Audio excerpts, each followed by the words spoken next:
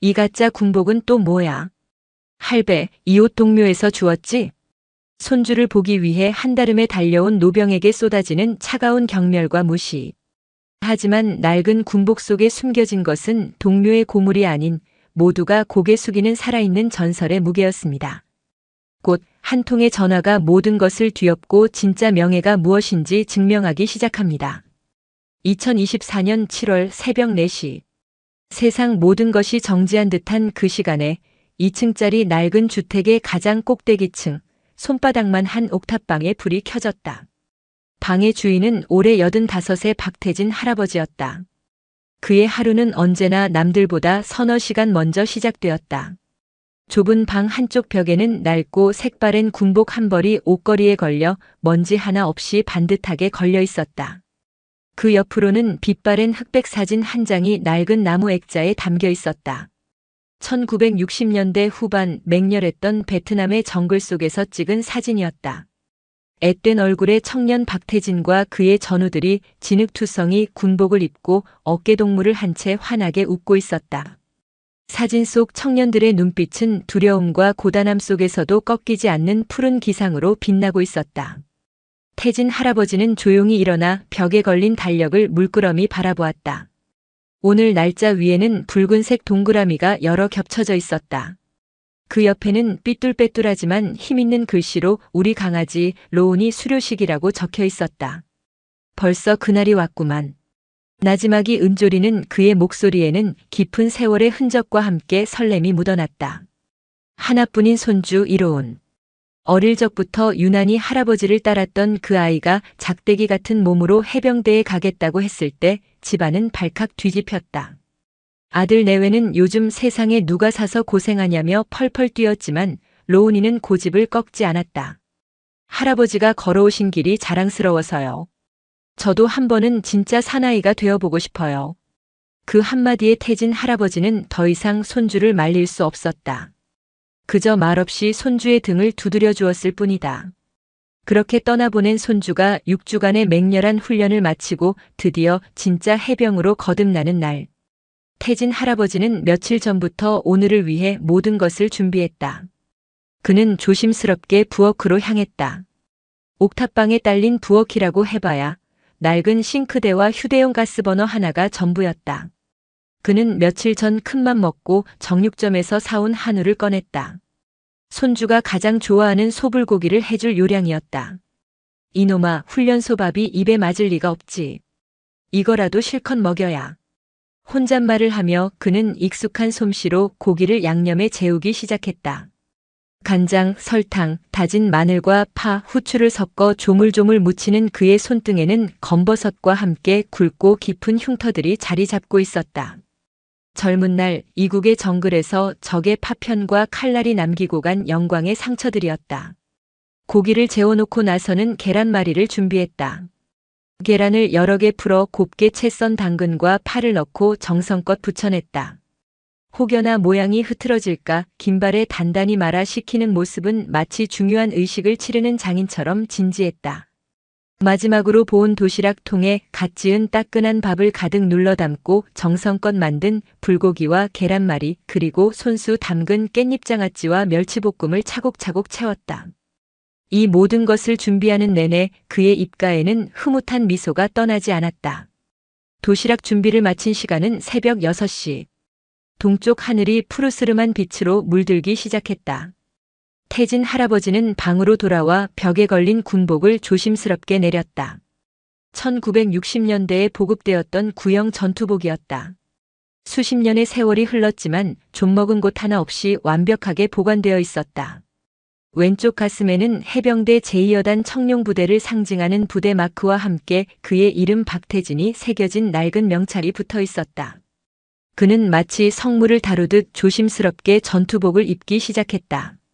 바지를 입고 전투복 상의의 단추를 하나하나 채워나갔다. 옷은 오래전 그의 몸에 맞춘 듯 꼭 맞았다. 세월이 흘러 등은 조금 굽고 어깨는 좁아졌지만 군복을 입자 그의 몸에서는 신기하게도 꼿꼿한 기상이 뿜어져 나왔다. 마지막으로 해병대의 상징인 팔각모를 썼다. 챙 아래로 드러난 그의 깊은 눈매는 85 노인의 것이라고는 믿기지 않을 만큼 형형하게 빛났다. 거울 앞에 선 그는 자신의 모습을 물끄러미 바라보았다. 거울 속에는 가난한 옥탑방 노인이 아닌 수십 년의 세월을 뛰어넘은 대한민국 해병대 하사 박태진이 서 있었다. 필승. 나지막한 경례 구호와 함께 그는 거울 속 자신에게 거수 경례를 붙였다. 절도 있고 힘 있는 동작이었다. 몸이 기억하는 수만 번의 반복이 만들어낸 결과였다. 그는 작은 가방에 정성껏 싼 도시락과 물통, 그리고 낡은 지갑을 챙겨 넣었다. 그리고 마지막으로 서랍 깊숙한 곳에서 작은 나무 상자를 꺼냈다. 상자 안에는 붉은 보자기 쌓인 무언가가 들어있었다. 보자기를 풀자 5.56 소총 탄피로 만든 낡은 목걸이가 모습을 드러냈다. 베트남에서 생사고락을 함께했던, 그러나 끝내 고향 땅을 밟지 못하고 이국에서 눈을 감은 전우의 유품이었다. 그는 목걸이를 조심스럽게 목에 걸었다. 차가운 금속의 감촉이 심장께에 닿자 그는 잠시 눈을 감고 먼저 간 전우의 이름을 나지막이 불렀다. 만식아, 나 오늘 내 조카뻘 되는 우리 손주 보러 간다. 하늘에서 너도 잘 지켜봐 주라. 모든 준비를 마친 그는 조용히 방문을 열고 밖으로 나섰다. 옥상에서 내려다본 서울의 새벽은 분주하게 깨어나고 있었다. 그는 가파른 계단을 조심스럽게 내려와 세상 속으로 발을 내디뎠다. 그의 목적지는 경상북도 포항, 대한민국 해병대의 심장이 뛰는 곳, 해병대 교육훈련단이었다. 서울역은 이른 아침부터 오가는 사람들로 붐볐다. 태진 할아버지는 매표소 창구 앞에 줄을 서서 포항행 7시 30분 출발 KTX 표 한 장을 끊었다. 창구 직원은 낡은 군복을 입은 노인을 신기한 듯 쳐다봤지만 그는 아랑곳하지 않고 묵묵히 표를 받아들었다. 플랫폼으로 내려가자 날렵한 유선형의 KTX 열차가 그를 기다리고 있었다. 열차에 올라 지정된 좌석에 앉은 그는 차창 밖으로 빠르게 스쳐 지나가는 서울의 풍경을 바라보았다. 빌딩 숲과 아파트 단지, 한강의 다리들을 지나자 열차는 속도를 높이며 남쪽으로 향했다. 덜컹거리는 규칙적인 진동 속에서 그는 잠시 눈을 감았다. 그러자 수십 년 전의 기억이 파노라마처럼 눈앞에 펼쳐졌다. 1968년 베트남 꽝남성. 숨막히는 정글의 열기 속 온몸은 땀으로 흠뻑 젖었다. 귓가에는 매미 소리인지 총성인지 모를 이명이 윙윙거렸다. 당시 28배 박태진 하사는 분대원 8명을 이끌고 적의 보급로를 차단하기 위한 매복 작전에 투입되었다. 칠흑 같은 어둠 속에서 숨을 죽인 지 꼬박 이틀째. 굶주림과 피로가 극에 달했을 때 정글 저편에서 부스럭거리는 소리가 들려왔다. 베트콩 한 개 중대가 이동하는 것이었다. 전원 발사하지 마. 위치 발각되면 끝장이다. 태진은 분대원들에게 단호하게 명령했다. 압도적인 수적 열세. 섣불리 교전을 시작했다가는 전멸을 면치 못할 상황이었다. 그는 분대원들을 이끌고 조용히 철수를 시작했다. 하지만 그때 분대의 막내였던 김일병이 긴장한 나머지 발을 헛디뎌 수통을 떨어뜨리고 말았다. 깡! 하고 정글의 정적을 깨는 날카로운 소리. 즉시 사방에서 불빛이 번쩍이며 총알이 비처럼 쏟아졌다. 제기랄. 전원 엎드려. 엄폐물 찾아. 태진은 고함을 치며 가장 먼저 응사했다. 하지만 적의 화력은 상상을 초월했다. 분대원들이 하나둘 쓰러져 갔다. 바로 옆에 있던 전우 만식이의 가슴에서 붉은 피가 솟구치는 것을 보았다. 만식은 죽어가면서도 그의 손에 탄피 하나를 쥐어주며 말했다. 태진아, 우리 어머니. 분노와 슬픔이 머리끝까지 차올랐다. 이대로는 모두 죽는다. 그는 결심했다. 내가 유인한다. 나머지는 2시 방향 계곡으로 퇴각해. 이건 명령이다. 그는 남은 수류탄 3발을 허리에 차고 적의 화망 속으로 뛰쳐나갔다. 이 빌어먹을 놈들아. 나 여기 있다. 고함을 치며 총을 난사하자 적의 화력이 그에게 집중되었다. 그 틈을 타 살아남은 분대원 3명이 간신히 퇴로를 확보할 수 있었다. 그는 총알이 빗발치는 정글을 미친 듯이 헤집고 다녔다. 팔과 다리에 파편이 박히고 총알이 스쳐 지나갔지만 고통을 느낄 겨를도 없었다. 기적적으로 살아남아 부대로 복귀했을 때 그는 만신창이가 되어 있었다. 이 작전으로 그는 무공 훈장을 받았지만 8명의 분대원 중 4명을 잃었고 그 자신도 평생 지워지지 않을 상처를 얻었다. 손님 어르신. 다 왔습니다. 종점 포항역입니다. 승무원의 목소리에 태진 할아버지는 화들짝 놀라 현실로 돌아왔다. 어느새 열차는 종착역인 포항역에 도착해 있었다. 그는 주섬주섬 짐을 챙겨 열차에서 내렸다. 후끈한 바다 내음과 섞인 철의 도시 포항의 공기가 그를 맞았다. 역 광장으로 나온 그는 택시 승강장으로 향했다. 택시에 올라타자 듬직한 인상의 50대 기사가 백미러로 그의 옷차림을 훑어보더니 물었다. 어르신 해병대 교육훈련단 가시나 봅니다. 오늘 수료식입니까? 그렇소. 손주놈 보러 가는 길이요. 아이고 그러시군요. 어르신도 해병대 나오셨나 봅니다. 군복이 아주 멋지십니다. 필승. 기사는 익숙하게 경례 구호를 외쳤다. 태진 할아버지는 희미하게 미소를 지으며 고개를 끄덕였다. 옛날 군복이라 부끄럽구먼. 에이 무슨 말씀을요. 이런 분들이 계셨기에 지금 저희가 있는 겁니다. 제 아들도 몇 년 전에 저기서 훈련받고 지금 연평도에서 근무하고 있습니다. 아주 늠름해졌지요. 기사의 말에 태진 할아버지는 마음이 따뜻해졌다. 택시는 포항 시내를 달려 오천읍으로 향했다. 차창 밖으로 해병대 교육훈련단이라는 거대한 표지판이 보이기 시작하자 그의 심장이 다시금 세차게 뛰기 시작했다. 수십 년 전 그 자신이 풋내기 신병으로 훈련을 받았고 제대 후에는 교관으로 후배들을 양성했던 곳. 그의 청춘과 땀이 서린 장소였다. 택시가 부대 정문 앞에 멈춰섰다. 거대한 해병대 닷 조형물이 위용을 뽐내고 있었고 그 아래로 해병대 교육훈련단이라는 글씨가 선명했다. 정문에서는 각 잡힌 복장의 헌병들이 오가는 차량과 사람들을 통제하고 있었다. 수료식을 맞아 부대 주변은 전국 각지에서 온 가족들로 북적였다. 고급 승용차들이 줄지어 부대 안으로 들어가고 있었고 화사한 옷차림의 부모님들은 기대와 설렘 가득한 표정으로 담소를 나누고 있었다. 태진 할아버지는 그들 사이를 묵묵히 걸어 정문 위병소로 향했다. 위병소 앞에는 훤칠한 키에 갓 달인 듯한 전투복을 입은 젊은 장교 한 명이 서서 출입 절차를 지휘하고 있었다. 왼쪽 가슴에는 중대장 최민준 대위라는 명찰이 붙어 있었다. 최민준 대위는 오늘 아침부터 극도로 예민해져 있었다. 수료식은 부대의 가장 큰 행사 중 하나였고 사단장님을 비롯한 높으신 분들이 대거 참석할 예정이었다. 사소한 실수 하나 용납되지 않는 상황. 그는 매서운 눈으로 주변을 살피며 조금이라도 흐트러진 모습을 보이는 병사들에게 불호령을 내리고 있었다. 그때 그의 눈에 태진 할아버지가 들어왔다. 남루하다고까지 할 수 있는 낡은 군복, 구겨진 팔강모, 검버섯과 흉터가 가득한 얼굴. 화려한 인파 속에서 그의 모습은 유독 눈에 띄었다. 최 대위의 미간이 순간적으로 찌푸려졌다. 웬 노인이지? 복장은 또 뭐야? 요즘 세상에 저런 구형 전투복을 어디서 구했담. 그는 태진 할아버지를 이 근방에 사는 정신이 온전치 못한 노인쯤으로 생각했다. 태진 할아버지가 위병소 헌병에게 다가가 말했다. 수고 많소. 나 신병 1295기 1호은 훈련병 하랩이 되는 사람이요. 면회 신청 좀 하려고. 헌병은 절차에 따라 신분증을 요구하려던 참이었다. 그때 상황을 지휘하던 최민준 대위가 매서운 눈으로 다가왔다.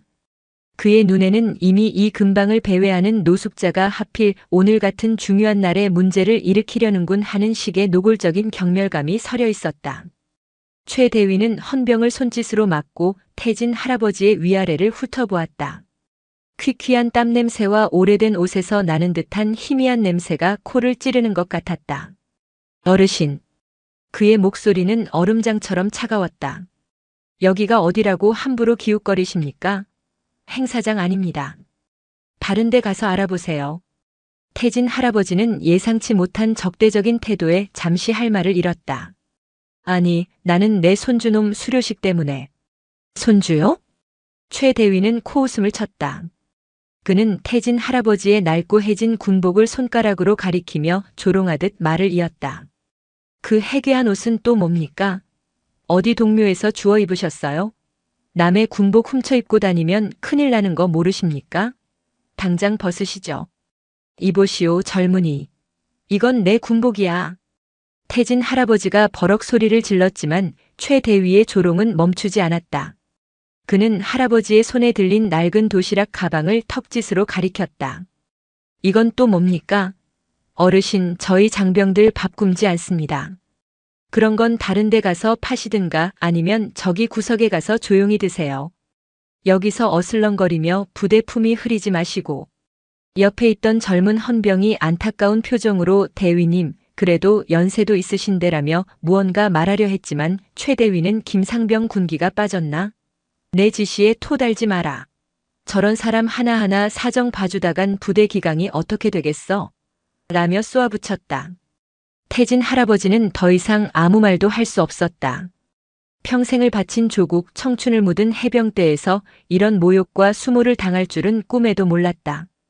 그는 입술을 깨물며 조용히 돌아섰다. 손에 들린 도시락 가방이 천근만근처럼 무겁게 느껴졌다. 그는 부대 담벼락 옆 작은 나무 그늘 아래로 가 힘없이 주저앉았다. 쩌렁쩌렁 울리는 군가 소리와 우렁찬 함성 소리가 담장 너머에서 들려왔다. 저 안에 사랑하는 손주가 있을 것이다.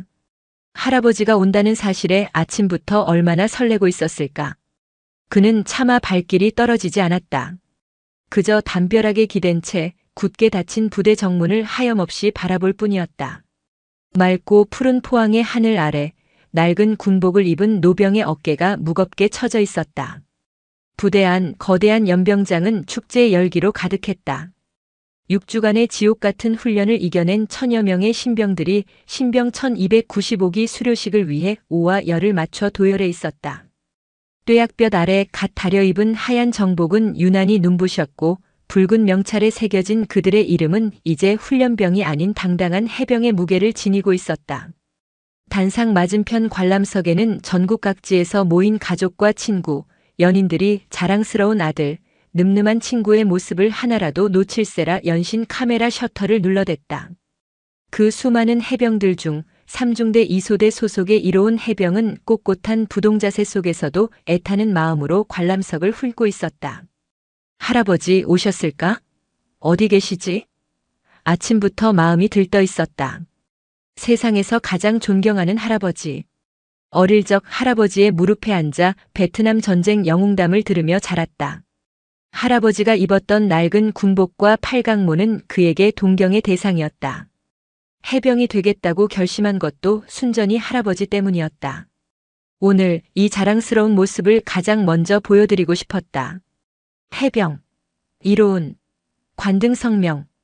바로 등 뒤에서 들려온 날카로운 목소리에 로운은 심장이 쿵 내려앉는 것 같았다.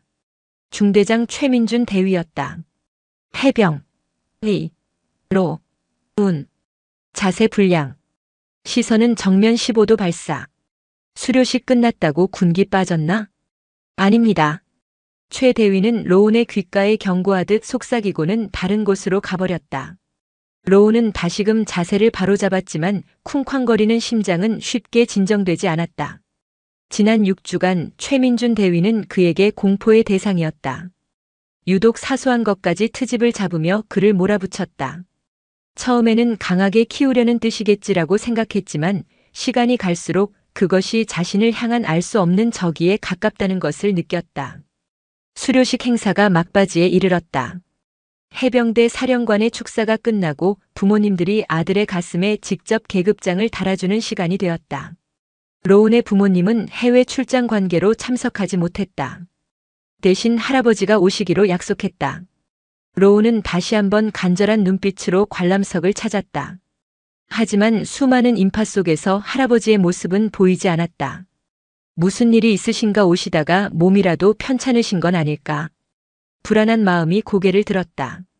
모든 공식 행사가 끝나고 가족들과의 짧은 면회 시간 전 마지막 순서가 남아 있었다. 신병들이 지난 6주간 갈고 닦은 전투 기술과 체력을 선보이는 전투 시연이었다. 우렁찬 함성과 함께 해병들은 일사불란하게 움직여 각계 전투, 장애물 극복, 레펠 시범 등을 선보였다. 관람석에서는 탄성과 박수가 터져나왔다. 마지막 시범은 해병대의 상징과도 같은 훈련, IBS 해상 기동 및 육상 헤드캐링이었다. 100kg가 넘는 고무보트를 78명이 한 조가 되어 머리에 이고 연병장을 달리는 극기와 인내심의 한계를 시험하는 훈련이었다. 3중대 2소대 전원 IBS로 최민준 대위의 불호령이 떨어졌다. 로운이 속한 조도 재빨리 달려가 육중한 IBS를 번쩍 들어 머리 위로 올렸다. 악! 하는 기압과 함께 보트를 이고 달리기 시작했다. 뜨거운 8월의 태양이 아스팔트 연병장을 달구고 있었고 머리에 인 보트의 무게는 어깨와 목을 짓눌렀다. 땀이 비오듯 쏟아져 눈을 뜨기조차 힘들었다. 속도 더 높인다. 뒤처지는 놈 누구야? 최 대위는 확성기를 든 채 조원들 옆을 따라 달리며 계속해서 소리를 질렀다. 그의 눈에는 자비란 없었다. 오직 완벽한 시범을 통해 자신의 지휘 능력을 과시하고 싶은 욕심뿐이었다. 그때였다. 밤새 할아버지를 기다리느라 설친 데다 아침부터 이어진 긴장감과 무더위의 체력이 바닥난 로운의 눈앞이 흐려지기 시작했다. 머리에 인 보트가 천근만근처럼 느껴졌고 다리가 후들거렸다. 이로운, 해병 이로운, 자세 무너진다. 정신 안 차려. 바로 옆에서 최 대위의 목소리가 악귀처럼 들려왔다. 로운은 이를 악물고 버티려 했지만 몸이 말을 듣지 않았다. 순간 그의 시야가 하얗게 변했다. 할아버지 죄송해요. 그 생각을 마지막으로 로운의 몸이 앞으로 고꾸라졌다. 한쪽이 무너지자 균형을 잃은 IBS가 크게 기우뚱하며 다른 조원들의 머리 위를 덮쳤다. 으악! 하는 비명과 함께 조원들이 뒤엉켜 넘어지며 거대한 고무보트가 연병장 한복판에 처박혔다. 완벽하게 진행되던 전투 시연은 순식간에 아수라장이 되었다. 관람석이 술렁였다. 의무병들이 황급히 들것을 들고 달려왔다. 최민준 대위의 얼굴은 분노로 시뻘게 달아올랐다. 그는 쓰러져 의식을 잃은 로운을 노려보며 들것에 실려가는 와중에도 욕설을 내뱉었다. 빌어먹을 자식. 저놈 하나 때문에 다 망쳤어. 의무실로 대충 던져놔. 그의 귀에는 아들을 걱정하는 가족들의 수군거림도 상황의 심각성을 알리는 부사관의 보고도 들리지 않았다. 오직 자신의 커리어에 흠집이 생겼다는 분노만이 가득했다. 삐뽀삐뽀. 부대 담벼락 너머로 다급한 구급차 사이렌 소리가 울려 퍼졌다. 나무 그늘 아래 멍하니 앉아있던 박태진 할아버지의 귀에 그 소리가 날카롭게 박혔다. 순간 불길한 예감이 그의 온몸을 휘감았다. 무슨 일이지? 설마. 그의 심장이 철렁 내려앉았다. 동물적인 감각, 수많은 죽을 고비를 넘기며 단련된 노병의 직감이 위험 신호를 보내고 있었다. 그는 더 이상 기다릴 수 없었다. 주머니에서 낡아 빠진 투지 폴더폰을 꺼냈다. 버튼의 숫자들은 다 달아 희미했지만 그의 손가락은 익숙하게 번호를 눌렀다. 단축번호 1번. 전우 회장이라고 저장된 번호였다. 신호음이 몇 번 울리고 중후한 목소리가 들려왔다. 여보세요? 나 박태진이요. 청룡부대 박하사. 아니, 박 선배님. 이 시간에 어인 일이십니까? 별일 없으시죠? 별일 아니길 바라오. 내가 지금 포항교육훈련단에 와 있어. 손주놈 수료식이라. 아, 그러셨군요. 진작 말씀하시지 제가 부대에 연락이라도 넣어드리는 건데. 태진 할아버지는 상대방의 말을 끊고 본론으로 들어갔다.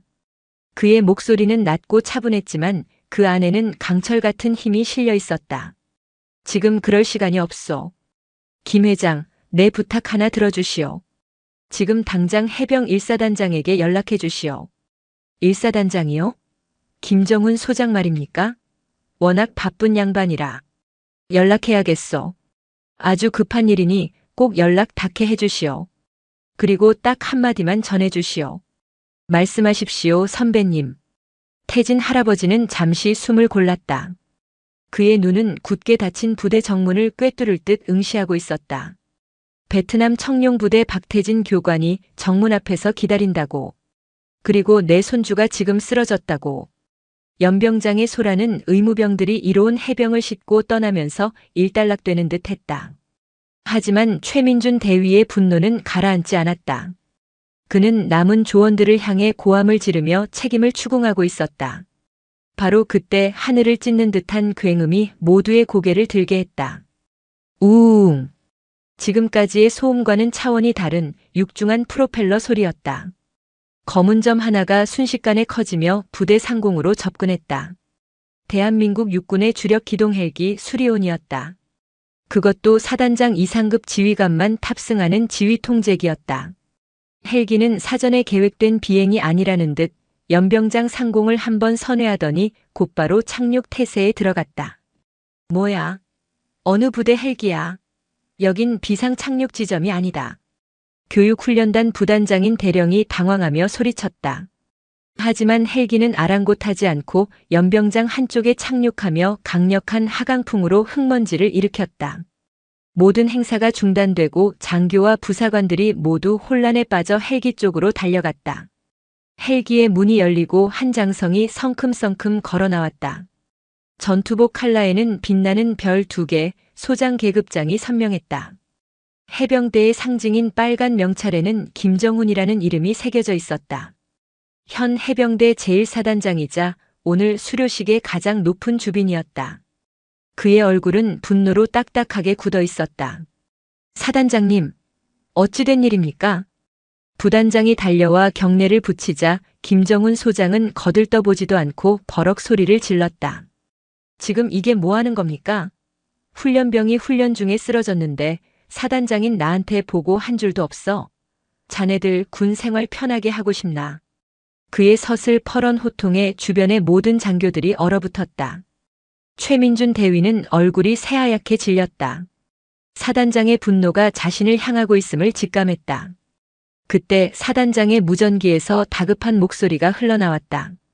사단장님, 방금 해병대 전우회 중앙회장님으로부터 연락이 왔습니다. 김정훈 소장은 인상을 쓴 채 무전기에 답했다. 무슨 일인가? 청룡부대 박태진 교관님께서 부대 정문 밖에 와 계시다고 합니다. 손주분이 쓰러졌다는 연락을 받고 직접 전화 주셨습니다. 뭐라고? 김정훈 소장의 얼굴에서 분노가 순식간에 사라졌다. 그 자리에는 믿을 수 없다는 충격과 경악, 그리고 당혹감이 들어찼다.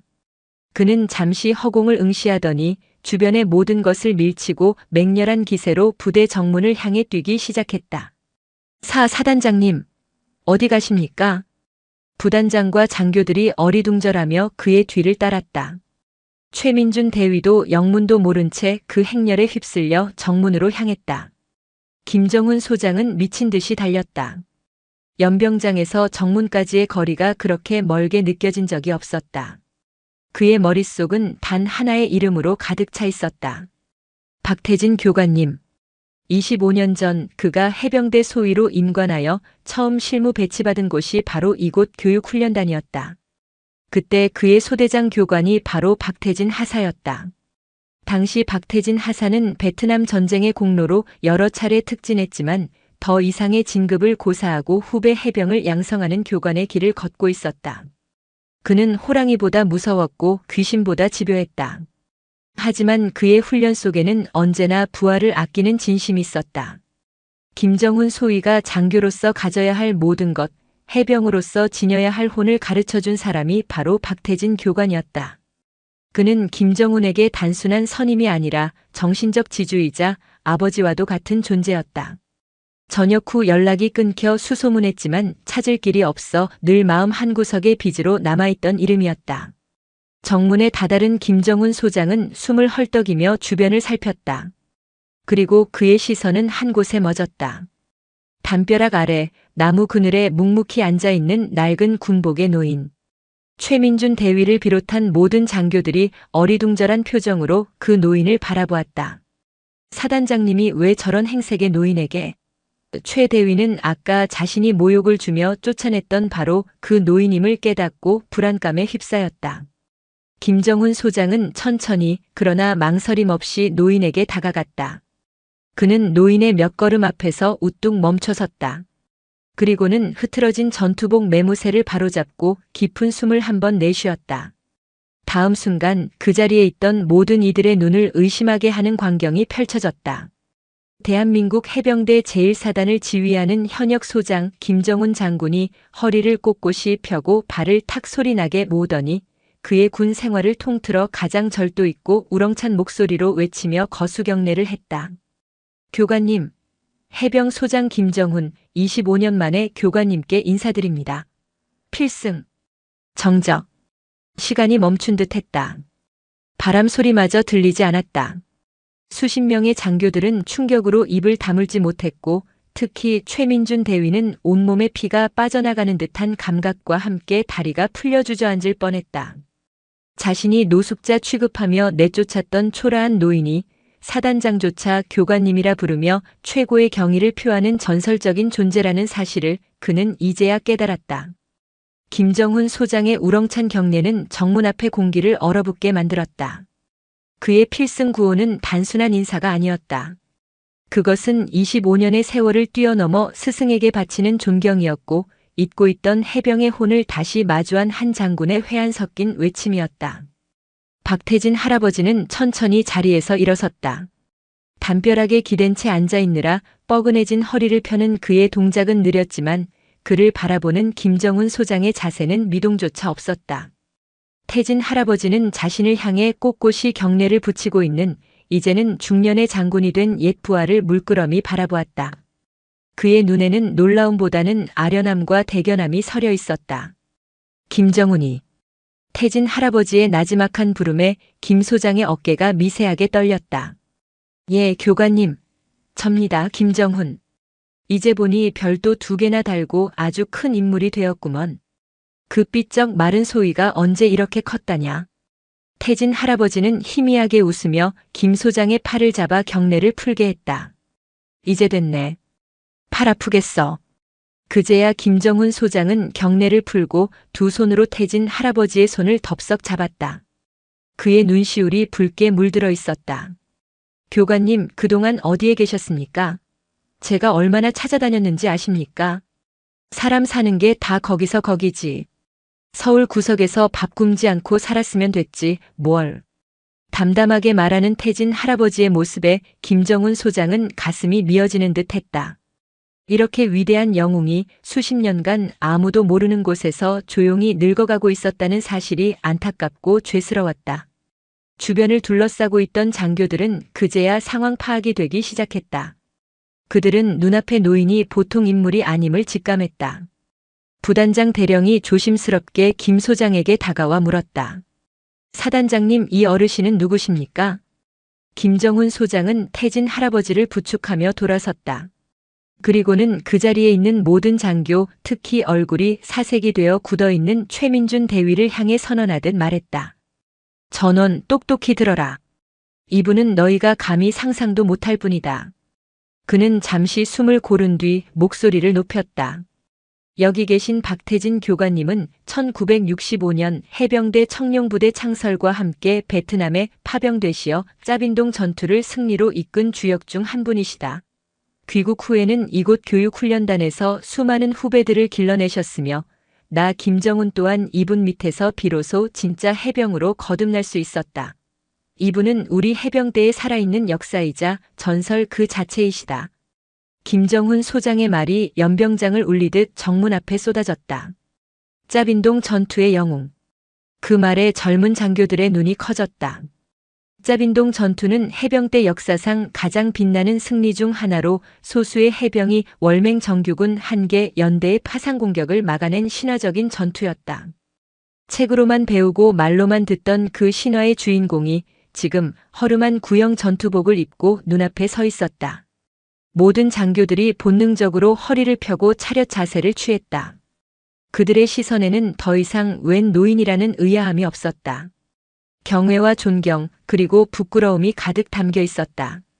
그 모든 광경을 지켜보는 최민준 대위는 숨조차 쉴 수 없었다. 그의 머릿속은 하얗게 비어 있었다. 자신이 한 행동들이 필름처럼 스쳐 지나갔다. 코스프레 행사하는 곳 아닙니다. 그냥 낡은 옷이지 군복도 뭣도 아닙니다. 어서 돌아가세요. 저희 바쁩니다. 자신이 뱉었던 모욕적인 말들이 비수처럼 날아와 심장에 박혔다. 그는 살아있는 전설에게 자신의 대선배이자 사단장의 스승에게 감히 해서는 안 될 짓을 저질렀다. 단순히 규정을 따른 것이 아니었다. 그의 마음속 깊은 곳에 자리한 사람을 외양으로 판단하는 오만함과 거칠애를 중시하는 허영심이 이 모든 사태를 만들었다. 그때 김정훈 소장의 차갑고 날카로운 시선이 그에게 향했다. 최민준 대위. 최 대위는 대답할 수 없었다. 목이 꽉 막힌 듯 소리가 나오지 않았다. 아까 정문에서 소란이 있었다고 들었다. 자네가 교관님을 막아섰다고. 대답 안 하나 최민준 대위. 김정훈 소장의 불호령에 최 대위는 화들짝 놀라며 겨우 입을 열었다. 죄송합니다. 뭐가 죄송한가? 자네는 규정대로 했을 뿐인데. 김 소장의 목소리는 얼음장처럼 차가웠다. 비꼬는 듯한 그 말에 최 대위는 고개를 들 수 없었다. 그는 자신의 모든 것이 무너져 내리는 것을 느꼈다. 자랑스러웠던 해병대 장교로서의 자부심, 스스로 공정하고 유능하다 믿었던 신념, 그 모든 것이 한순간에 박살나고 있었다. 그는 박태진 할아버지 앞으로 비틀거리며 걸어나갔다. 그리고는 망설임 없이 그 자리에 무릎을 꿇었다. 어르신 아니 교관님, 제가 죽을 죄를 지었습니다. 그는 엎드려 울기 시작했다. 제가 눈이 멀었습니다. 사람을 제대로 알아보지 못했습니다. 해병의 자격도 장교의 자격도 없는 놈입니다. 부디 저를 벌해 주십시오. 그의 울음 섞인 절규가 정문 앞에 울려 퍼졌다. 조금 전까지 기세등등하게 훈련병을 호령하던 젊은 장교의 모습은 온데간데 없었다. 박태진 할아버지는 무릎을 꿇고 우는 최 대위를 말없이 내려다보았다. 그의 눈에는 분노나 경멸이 아닌 복잡하고 깊은 연민이 담겨 있었다. 그때 김정훈 소장이 무언가 생각났다는 듯 다급하게 물었다. 아, 교관님, 손주분은 괜찮으십니까? 아까 훈련 중에 쓰러졌다고 들었습니다. 그 말에 박태진 할아버지의 얼굴에 다시 근심이 어렸다. 그는 고개를 저었다. 나도 아직 그 아이 얼굴을 못 봤네. 여기서 막혀서 들어가지도 못했으니. 뭐라고요? 아니, 이 사람들이. 김정훈 소장은 다시 한번 분노가 치밀어 오르는 것을 참으며 옆에 있던 부단장에게 소리쳤다. 당장 의무실 연결해. 이로운 해병 상태 확인하고 최고 군의관 투입시켜. 그리고 최민준 대위. 예, 알겠습니다. 자네가 직접 교관님을 모시고 의무실로 안내해. 가서 내 눈으로 똑똑히 확인해라. 내가 한 짓이 어떤 결과를 낳았는지. 알겠습니다. 최민준 대위는 눈물을 훔치고 일어나 여전히 고개를 숙인 채 박태진 할아버지를 부축하려 했다. 하지만 태진 할아버지는 그의 손을 밀어내고 스스로 걸음을 옮겼다. 그의 발걸음은 의무실을 향하고 있었다. 김정훈 소장과 최민준 대위 그리고 다른 장교들이 그 뒤를 따랐다. 해병대 전설의 등 뒤로 참회하는 젊은 장교와 경회하는 사단장이 함께 걷는 기묘한 행렬이었다. 의무실에 도착하자 군의관이 황급히 달려 나와 김정훈 소장에게 보고했다. 사단장님께 보고드립니다. 이로운 해병은 무더위 속 탈수와 과로가 겹쳐 일시적으로 의식을 잃었으나 응급조치 후 현재는 안정을 되찾고 의식을 회복했습니다. 큰 이상은 없을 것으로 보입니다. 그제야 박태진 할아버지의 얼굴이 조금 펴졌다. 그는 곧장 손주가 누워있는 병실로 들어갔다. 링거를 맞고 침대에 누워있던 이로운 해병은 할아버지를 보자마자 벌떡 일어나려 했다. 할아버지, 이놈아 누워있어. 일어나지 마라. 태진 할아버지는 손주의 어깨를 눌러 눕히고는 침대 옆에 앉았다. 그리고는 주름지고 거친 손으로 손주의 이마에 흐른 땀을 닦아주었다. 로운의 눈에는 눈물이 그렁그렁 맺혔다. 할아버지 죄송해요. 제가 쓰러지는 바람에 끝까지 멋진 모습 못 보여드려서. 바보 같은 놈. 멋있는 게 다 뭐냐. 안 다친 게 천만다행이지. 할아버지와 손자가 재회하는 모습을 병실 문 밖에서 모두가 숨죽여 지켜보고 있었다. 김정훈 소장은 자신의 스승이 손자를 바라보는 따뜻한 눈빛에 가슴이 뭉클해졌다. 그때 병실 문틈으로 이 광경을 지켜보던 최민준 대위는 또 한 번의 충격에 휩싸였다. 쓰러진 이로운 해병. 지난 6주간 자신이 그토록 미워하고 구박했던 훈련병. 그가 바로 자신이 감히 모욕했던 저 위대한 노병의 하나뿐인 손주였다는 사실을 깨달은 것이다. 인과응보란 이런 것일까? 그는 차가운 복도 벽에 등을 기댄 채 온몸에 힘이 빠져나가는 것을 느끼며 천천히 주저앉았다. 모든 것이 자신의 업보였다. 차가운 의무실 복도. 최민준 대위는 무너진 자존심과 감당할 수 없는 죄책감에 고개를 들지 못하고 있었다. 그는 자신이 얼마나 어리석고 오만했는지를 뼈저리게 느끼고 있었다. 그때 병실 문이 열리고 박태진 할아버지가 조용히 걸어 나왔다. 그는 복도 바닥에 주저앉아 있는 최 대위를 보고도 못 본 척 지나치지 않았다. 대신 그의 바로 앞에 와서 멈춰섰다. 최 대위는 인기척을 느끼고 황급히 일어나려 했지만 다리에 힘이 들어가지 않았다. 그는 차마 태진 할아버지의 얼굴을 쳐다볼 수 없었다. 젊은이 이름이 뭔가? 묵직하고 잔잔한 목소리였다. 최 대위는 잠시 망설이다가 모기만 한 목소리로 간신히 대답했다. 해병 대위 최민준입니다. 최 대위라. 태진 할아버지는 잠시 말을 끊었다. 그리고는 최 대위의 어깨에 툭 하고 손을 얹었다. 내가 자네만 했을 때 나도 실수 많이 했네. 정글 속에서 판단 한 번 잘못해서 전우를 잃을 뻔한 적도 있었지. 사람은 누구나 실수를 해. 특히 젊을 때는 더더욱 그렇고. 예상치 못한 따뜻한 말에 최 대위는 오히려 더 큰 죄스러움을 느꼈다. 그는 고개를 저으며 말했다. 아닙니다, 교관님. 저는 실수가 아니라 죄를 지었습니다. 교관님을 그리고 해병의 명예를 더럽혔습니다. 명예라. 태진 할아버지는 최 대위의 눈을 들여다보며 말을 이었다. 그의 목소리는 나지막했지만 그 안에 담긴 무게는 천근만근과도 같았다. 최 대위. 해병의 진짜 적이 누군지 아나?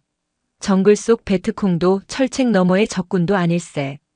우리 진짜 적은 바로 우리 안에 있어. 남을 겉모습으로 판단하는 교만함, 조금 편하고자 하는 나태함, 그리고 무엇보다 곁에 있는 전우를 믿지 못하는 의심. 그것들이 우리를 좀먹고 해병의 혼을 죽이는 진짜 적이야. 그의 말 한마디 한마디가 최민준 대위의 가슴에 모처럼 박혔다. 그는 오늘 하루 종일 그 진짜 적에게 완벽하게 패배했다. 태진 할아버지는 말을 계속했다. 베트남 정글에선 말이야, 옆에 있는 전우의 계급장이 몇 개인지, 집이 부자인지 가난한지 따질 겨를이 없었어. 그저 그놈의 눈빛이랑 총알이 빗발쳐도 내 등을 맡길 수 있겠다는 깡다구 하나만 믿고 목숨을 맡겼다네. 자네가 오늘 쫓아낸 이 늙은이의 낡은 군복이 아니라 자네가 훈련시키는 저 어린 해병들의 눈빛을 봤어야 했어. 그 안에 담긴 자부심과 두려움, 그리고 전우애를 읽었어야 했네. 그게 지휘관이야. 태진 할아버지는 최 대위의 어깨를 두드리며 일으켜 세웠다. 일어나게. 해병은 그렇게 쉽게 무릎 꿇는 거 아니야. 오늘 일은 자네 군 생활에 아주 비싼 수업료를 낸 셈치게. 중요한 건 그 수업에서 뭘 배우고 어떻게 달라지느냐에 달렸어. 최민준 대위는 태진 할아버지의 부축을 받으며 간신히 일어섰다. 그는 눈물로 범벅이 된 얼굴로 그러나 전보다 훨씬 맑아진 눈으로 노병을 바라보았다. 그는 비로소 자신이 오늘 무엇을 잘못했고 앞으로 무엇을 해야 하는지 깨달았다. 병실 안 이로운 해병은 링거를 맞으며 안정을 되찾고 있었다. 그때 박태진 할아버지가 아침부터 소중하게 들고 다니던 도시락 가방을 들고 들어왔다. 이놈아, 배고프지? 이거 먹으려고 할애비가 새벽부터 설쳤다. 태진 할아버지는 가방에서 겹겹이 싼 보온 도시락을 꺼냈다. 뚜껑을 열자 김이 모락모락 나는 흰쌀밥과 함께 달콤 짭짤한 불고기 냄새가 병실 안에 가득 찼다. 정성껏 부친 계란말이와 깻잎 장아찌도 먹음직스러웠다. 서울 옥탑방에서부터 포항 의무실까지 무려 8시간이 넘는 긴 여정을 함께한 도시락이었다. 로우는 침대에서 상체를 일으켰다. 할아버지가 직접 젓가락으로 집어주는 불고기를 한 점 받아 먹었다. 입안에서 사르르 녹는 고기와 따뜻한 밥. 세상 그 어떤 진수성찬과도 비교할 수 없는 맛이었다. 로우는 목이 메어 음식을 삼키면서도 눈물을 멈출 수가 없었다. 할아버지 맛있어요. 정말. 천천히 먹어, 이놈아. 채라. 태진 할아버지는 손주의 머리를 쓰다듬으며 말했다. 로우나 하레비는 내가 적을 많이 죽이는 용맹한 군인이 되는 것보다 애초에 전쟁이 일어나지 않도록 막는 지혜로운 군인이 되었으면 좋겠다. 총구는 항상 적을 향해야 하지만 그 방아쇠를 당기는 손가락은 내 전우와 국민을 지키기 위해서만 움직여야 한다는 걸 잊지 마라. 그리고 어떤 상황에서도 내 옆에 전우를 먼저 챙겨라. 그게 진짜 해병이다. 그것은 6.25와 베트남전을 모두 겪은 노병이 손주에게 전하는 피보다 진한 유언과도 같은 가르침이었다. 병실 문 밖에서 이 모든 것을 지켜보던 최민준 대위는 조용히 고개를 숙였다. 그는 오늘 자신이 그토록 강조하던 해병 정신의 진짜 의미를 배웠다. 그것은 고함과 악으로 만드는 것이 아니라 따뜻한 밥 한 그릇과 진심 어린 가르침 속에서 이어지는 혼이라는 것을. 모든 상황을 지켜본 김정훈 소장은 조용히 병실을 나왔다. 그는 복도에 서 있는 최민준 대위와 다른 장교들을 향해 몸을 돌렸다. 그의 얼굴은 더 이상 분노가 아닌 엄숙함과 결의로 가득 차 있었다. 최민준 대위. 예, 사단장님. 자네에게 오늘 일어난 일은 군 생활 중 가장 값비싸고 아픈 교육이 될 걸세. 불명예 전역을 시켜도 할 말 없는 상황이지만 교관님께서 자네에게 기회를 주셨다. 나 또한 그 뜻을 따르겠다. 하지만 이 기회를 헛되이 날린다면 그때는 내가 직접 자네의 군복을 벗기겠다. 알겠나? 예. 명심하겠습니다. 다시 태어나겠습니다. 최민준 대위는 눈물을 흘리며 그러나 군인 인생에서 가장 힘찬 목소리로 대답했다. 김정훈 소장은 다른 장교들을 둘러보며 말을 이었다. 그의 목소리는 나지막했지만 모든 이의 뼛속까지 파고들었다.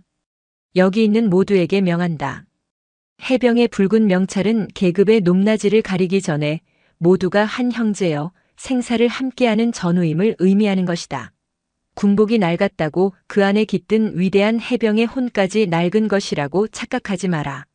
오늘 박태진 교관님께서 우리 모두의 나태해진 정신에 죽비를 내리셨다. 이 교훈을 뼛속 깊이 새기고 각자의 위치에서 부끄럽지 않은 해병이 되도록 노력하라. 이상. 필승. 장교들의 격려 구호가 복도를 가득 메웠다. 그것은 오늘 아침과는 전혀 다른 무게와 의미를 지닌 진심에서 우러나온 맹세였다. 어느덧 해가 서쪽으로 기울고 있었다. 박태진 할아버지는 이제 집으로 돌아갈 채비를 했다. 아침에 그가 홀로 걸어 들어왔던 길. 이제 그의 곁에는 해병 1사단장 김정훈 소장이 직접 그를 부축하고 있었다. 그들이 부대 정문으로 다시 나왔을 때 아침과는 모든 풍경이 달라져 있었다. 정문의 모든 헌병들은 그를 보자마자 마치 영웅을 맞이하듯 가장 우렁차고 절도 있는 동작으로 경례를 올렸다. 최민준 대위도 그들 옆에 서 있었다. 그는 태진 할아버지를 향해 아무 말 없이 그러나 깊은 존경과 감사가 담긴 눈빛으로 거수경례를 했다. 태진 할아버지는 그를 향해 희미하게 고개를 끄덕여 주었다. 태진 할아버지가 타야 할 차는 KTX역으로 가는 택시가 아니었다. 김정훈 소장이 직접 준비한 별이 박힌 검은색 지휘관 차량이었다. 김 소장이 직접 차 문을 열어주자 태진 할아버지는 차에 오르기 전 마지막으로 부대를 돌아보았다. 저 멀리 동기들과 함께 서 있는 손주 이로운의 모습이 보였다. 로운은 이제 더 이상 불안한 훈련병이 아니었다. 그는 할아버지를 향해 환하게 웃으며 손을 흔들었다. 그 옆에는 동기들이 늠름하게 서 있었다. 그 모습 속에서 태진 할아버지는 60년 전 자신의 모습을 보았다. 차에 오른 태진 할아버지는 조용히 눈을 감았다. 푸른 청룡의 정신은 죽지 않았다. 그것은 세대를 넘어 이 젊고 푸른 해병들의 심장 속에서 다시금 뜨겁게 살아 숨쉬고 있었다. 이제 그는 마음 편히 쉴 수 있을 것 같았다. 검은색 지휘관 차량은 노병을 태우고 존경을 담은 수많은 경례를 뒤로 한 채 조용히 부대를 빠져나갔다. 마치 오랜 임무를 마치고 마침내 귀환하는 늙은 용처럼. 오늘 사연이 마음에 남으셨다면 구독과 좋아요 그리고 당신은 어디서 보고 계신지 댓글로 남겨주세요. 여러분의 응원은 큰 힘이 됩니다. 그리고 함께 나누고 싶은 사람이 있다면 영상을 공유해주세요. 감사합니다. 그래, 자세 좋다. 여군은 말이야 이렇게 상체를 잘 숙여야지. 안 그래? 오늘의 이야기는 한마디의 모욕으로 시작된 거대한 싸움, 자신의 존엄을 되찾기 위해 거대한 조직에 홀로 맞선 한 군인에 대한 이야기입니다. 경기도 이천의 새벽은 언제나 서늘한 군홧발 소리와 함께 찾아왔다. 대한민국 육군의 수많은 정보 및 통신병과 장교들이 거쳐가는 곳, 육군정보학교. 회색빛 건물들과 반듯하게 정돈된 연병장은 한치의 흐트러짐도 용납하지 않겠다는 군의 의지를 보여주는 듯했다. 그 견고하고 차가운 성체 안에서 강유라 대위는 전입 3주째를 맡고 있었다. 육군사관학교가 아닌 ROTC 출신, 그것도 통신병과 여군. 그녀에게 붙는 꼬리표들은 보이지 않는 벽처럼 그녀를 둘러쌌다. 임관 성적은 최상위권이었고 야전 부대에서의 평판도 나쁘지 않았다. 통신 운용 능력과 전술 제안 능력을 인정받아 이곳 정보학교의 고급 과정인 정보통신 운용 고등군사반에 파견된 것은 분명 영광스러운 일이었다. 하지만 이곳은 달랐다. 육군의 핵심 브레인들이 모인다는 자부심이 가득한 이곳에서 그녀는 이방인이었다. 동기생 대부분은 육사 출신의 보병, 포병 등 전투병과 소령 진급을 앞둔 대위들이었다. 그들만의 끈끈한 네트워크와 암묵적인 서열 속에서 비주류인 그녀가 비집고 들어갈 틈은 보이지 않았다. 아침 식사를 위해 식당으로 향하는 길 마주치는 동료 장교들은 가벼운 목례만 건넬 뿐이었다. 그들의 시선은 유라의 어깨에 달린 대위 계급장이 아닌 여군이라는 성별에 먼저 닿는 듯했다. 식판을 들고 배식을 받는 내내 등 뒤에서 느껴지는 시선들이 따가웠다. 결국 그녀는 언제나처럼 창가 구석의 1인용 테이블에 자리를 잡았다. 왁자지껄하게 어젯밤의 축구 경기나 주식 이야기를 나누는 남자 장교들의 무리에서 그녀는 투명인간이었다. 강 대위 혼자 먹나? 익숙한 목소리에 고개를 들자 교육과정의 주임 교수인 박성철 대령이 맞은편에 서 있었다. 50대 초반의 그는 육사 출신 보병 연대장까지 역임한 소위 뼛속까지 군인인 사람이었다. 잘 다려진 전투복과 반짝이는 전투화, 온화해 보이는 미소 뒤에 숨겨진 서슬 퍼런 권위는 누구도 쉽게 거스를 수 없게 만들었다. 네, 주임 교수님. 편하게 먹으려고 혼자 앉았습니다. 그래, 편한 게 좋지. 근데 여럿이 먹어야 밥맛도 더 좋은 법이야. 너무 벽치고 지내지 말라고. 다들 자네랑 친해지고 싶어 하는데 강 대위가 너무 차가우니까 다가가질 못하는 거 아니야. 악에 없는 조언처럼 들렸지만 그 말의 가시는 유라의 심장을 정확히 찔렀다. 내가 차가워서가 아니라 당신들이 밀어내서라는 말을 목구멍까지 밀어 올렸지만 그녀는 그저 희미하게 웃으며 대답을 대신했다. 박 대령은 만족스러운 듯 고개를 끄덕이고는 자신의 자리를 찾아 떠났다. 그의 말이 신호탄이라도 된 듯 주변 테이블의 소음이 잠시 잦아들었다가 다시 이어졌다. 유라는 밥알이 모래알처럼 씹히는 것을 느끼며 묵묵히 식사를 계속했다. 오전 수업은 적통신 감청 및 분석이었다. 강의실에 들어서는 순간 유라는 공기가 미묘하게 달라졌음을 느꼈다. 어제 그녀가 전술토의 시간에 제시했던 기만 전술을 활용한 역심리 통신망 구축 방안에 대해 몇몇 동료들이 노골적으로 비웃었던 터였다. 소설을 쓰네, 소설을 써. 드라마 너무 많이 본 거 아니야? 라며 던졌던 말들이 아직도 귓가에 맴돌았다. 강의를 진행하는 소령은 유라의 의견을 높이 평가하며 추가적인 발전 가능성을 논했지만 동료들의 반응은 냉담했다. 그들에게 있어 통신은 전투를 지원하는 보조수단일 뿐 전장의 흐름을 바꿀 수 있는 핵심 요소라는 유라의 주장은 현실 감각 없는 이상주의자의 외침으로 치부되었다. 수업 시간 내내 유라는 철저히 고립되었다. 조별 토의가 시작되자 그녀가 속한 조의 남자 장교들은 마치 유라가 없는 사람인 것처럼 자기들끼리만 이야기를 주고받았다. 유라가 의견을 내려고 입을 열면 누군가 말을 끊고 다른 화제를 꺼냈다. 명백한 무시였고 의도적인 배제였다. 저기 이 부분에 대해서는 제 생각은 조금 다릅니다. 적의 주파수 변경 패턴을 분석해보면 유라가 용기를 내어 다시 한번 대화에 끼어들려 했을 때 조장이었던 김진우 대위가 그녀를 빤히 쳐다보며 말했다. 강 대위. 그건 그냥 이론적인 거고. 야전에서는 그렇게 복잡하게 생각할 시간 없어. 그냥 시키는 대로 케이블 깔고 안테나 세우면 되는 거야. 그의 말에 다른 조원들이 크크 웃음을 터뜨렸다. 얼굴이 화끈거렸다.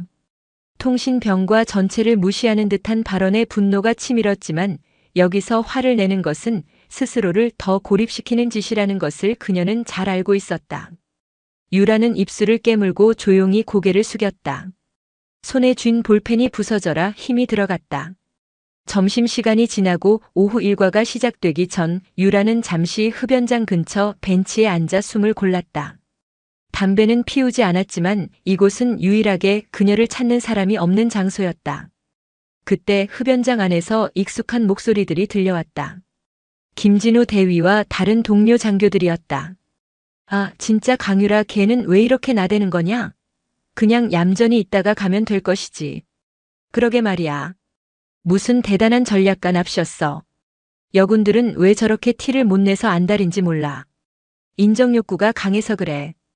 여자들은 어쩔 수 없다니까. 근데 얼굴이랑 몸매는 반반하지 않냐?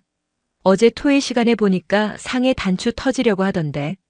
이어지는 말은 차마 입에 담기 힘든 저속한 성희롱이었다. 유라는 온몸의 피가 차갑게 식는 것을 느꼈다.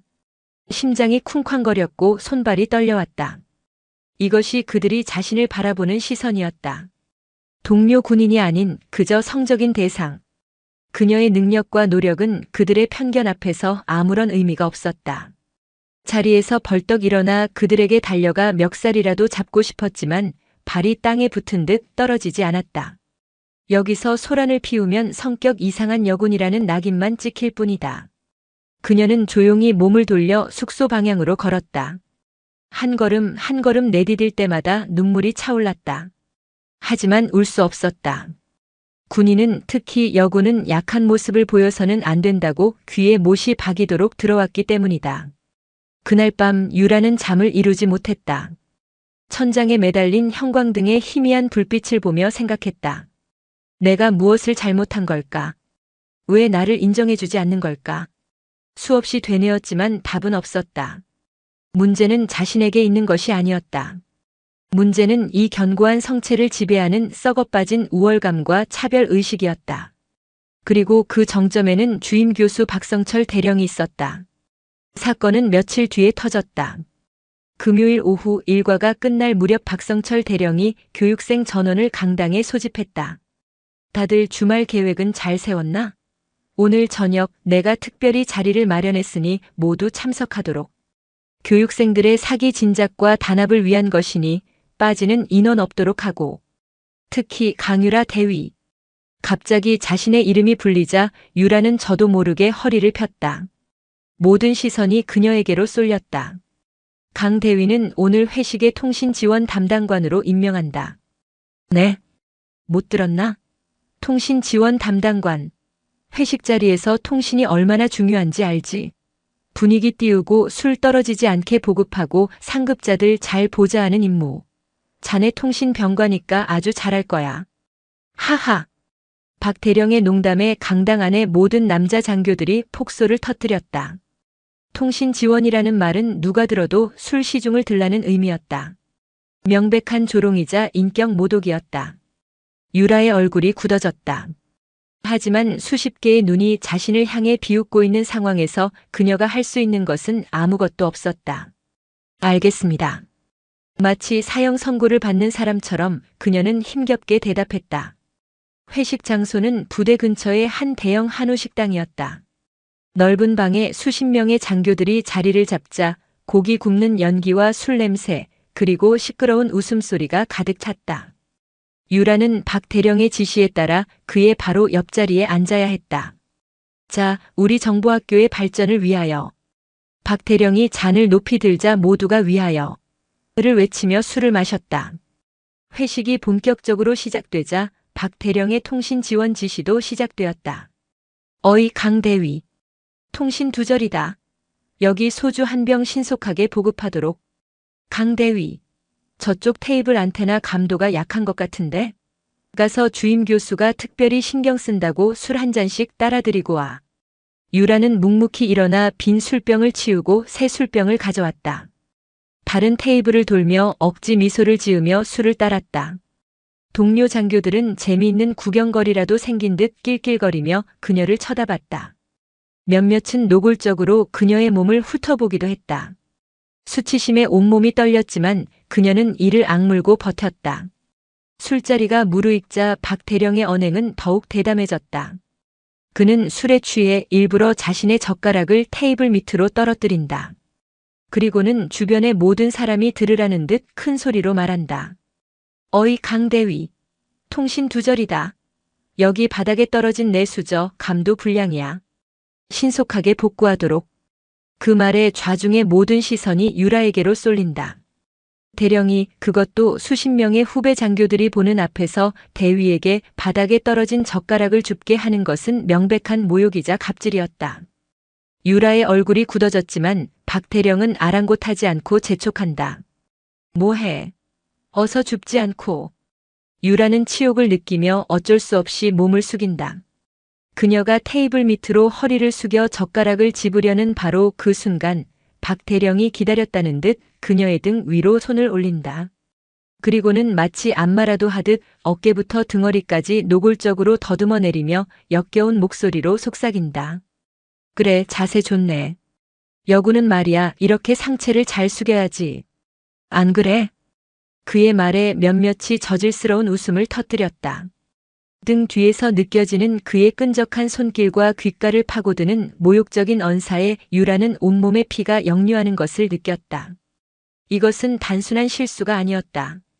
철저히 계산된 그녀의 영혼을 짓밟기 위한 의식이었다. 유라는 젓가락을 움켜쥔 채 그대로 자리에서 벌떡 일어난다. 의자가 뒤로 넘어가며 요란한 소리를 냈고 시끄럽던 방 안이 순간 조용해졌다. 모든 시선이 그녀에게로 향했다. 박 대령은 당황한 기색도 없이 오히려 어이없다는 표정으로 그녀를 올려다봤다. 강 대위, 지금 뭐 하는 건가? 죄송합니다. 몸이 좋지 않아 먼저 일어나 봐야 할 것 같습니다. 유라는 떨리는 목소리로 간신히 말했다. 뭐? 감히 먼저 일어나? 앉아. 박 대령이 버럭 소리를 질렀다. 그의 얼굴은 분노로 붉게 달아올라 있었다. 하지만 유라는 더 이상 그 자리에 앉아 있을 수 없었다. 그녀는 무너져 내리는 자존심의 마지막 조각을 붙들고 있었다. 정말 죄송합니다. 유라는 허리를 숙여 경례를 하고는 그대로 방을 뛰쳐나왔다. 등 뒤로 적에 미쳤나? 당장 안 들어와. 하는 박 대령의 고함 소리가 들려왔다. 유라는 몸이 좋지 않다는 핑계를 대고 먼저 회식 자리에서 일어선다. 비틀거리며 식당을 빠져나와 숙소로 돌아가려는 그녀의 앞을 뒤따라 나온 박 대령이 막아선다. 인적이 드문 식당 주차장이었다. 강 대위, 내가 아직 안 끝났는데 어딜 가려고 해? 그의 눈은 술기운과 욕망으로 번들거리고 있었다. 그는 유라의 팔을 거칠게 잡아챘다. 이거 놓으십시오. 놓긴 뭘 놔. 내가 자네 좋게 봐준다고 했지? 여군이 진급하려면 말이야. 이런 융통성도 있어야 하는 거야. 그는 유라를 주차된 자신의 차 쪽으로 끌고 가려 했다. 유라가 격렬하게 저항하자 그는 다른 한 손으로 그녀의 턱을 억세게 붙들고 얼굴을 가까이 들이밀었다. 시끄럽게 굴지 마. 여기서 내가 소리 질러봐야 도와줄 사람 하나 없어. 내가 오늘 밤 군 생활하는 법을 제대로 가르쳐 줄 테니까 순순히 따르는 게 좋을 거야. 그의 입에서 풍기는 역한 술 냄새와 노골적인 협박에 유라는 극심한 공포를 느꼈다. 그 순간 식당에서 다른 장교들이 나오는 소리가 들리자 박 대령은 오늘 일은 없던 걸로 해. 괜히 소문내고 다니다간 너만 다쳐. 라는 말을 남기고는 혀를 차며 돌아선다. 유라는 그 자리에 주저앉아 가쁜 숨을 몰아쉬었다. 단순한 성희롱이 아니었다. 강간 미수에 가까운 명백한 범죄였다. 숙소로 돌아온 그녀는 문을 걸어 잠그고 떨리는 손으로 컴퓨터를 켰다. 화면의 하얀 커서가 그녀의 심장처럼 깜빡이고 있었다. 유라는 떨리는 손으로 타자를 치기 시작했다. 수신 육군본부 감찰실. 발신 육군정보학교 대위 강유라. 제목 육군정보학교 주임교수 박성철 대령의 직권 남용 및 성추행에 대한 보고. 한 글자 한 글자 써 내려갈 때마다 그녀의 눈빛은 울음기 대신 차가운 분노와 결의로 가득 차기 시작했다. 이것은 단순한 고발이 아니었다. 거대한 성체에 던지는 그녀의 선전포고였다. 이 길의 끝이 어디일지, 어떤 시련이 닥쳐올지 알 수 없었다. 하지만 한 가지는 확실했다. 그녀는 더 이상 침묵하지 않을 것이다. 이천의 깊은 밤, 강유라 대위의 외로운 전쟁이 그렇게 시작되고 있었다. 밤을 새워 작성한 보고서는 동이 틀 무렵 완성되었다. 강유라 대위는 탈진한 몸을 이끌고 책상 앞에 꼿꼿이 앉아 자신이 쓴 글을 몇 번이고 다시 읽었다. 문장은 건조했고 감정은 배제되었다. 오직 육하원 측에 따른 사실만이 기록되어 있었다. 회식 날짜와 시간, 장소, 박성철 대령의 발언과 행동, 그리고 성추행이 있었던 구체적인 상황까지. 마지막 문장을 확인하고 마침표를 찍는 순간 그녀는 거대한 문을 닫는 듯한 후련함과 동시에 절벽 아래로 몸을 던지는 듯한 막막함을 느꼈다. 육군 인트라넷에 접속했다.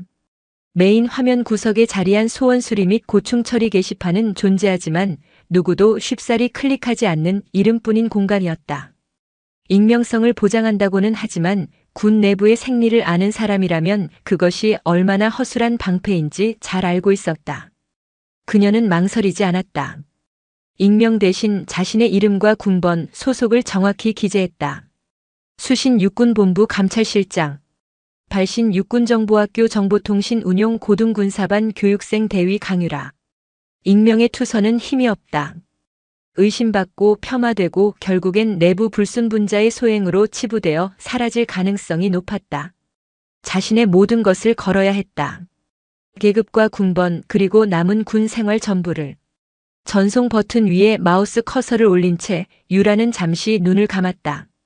야전 부대에서 처음 소위 계급장을 달던 날의 벅찬 감정, 혹한기 훈련에서 병사들과 함께 밤을 새우며 통신망을 개통했을 때의 뿌듯함 그리고 이 군복에 가졌던 자부심.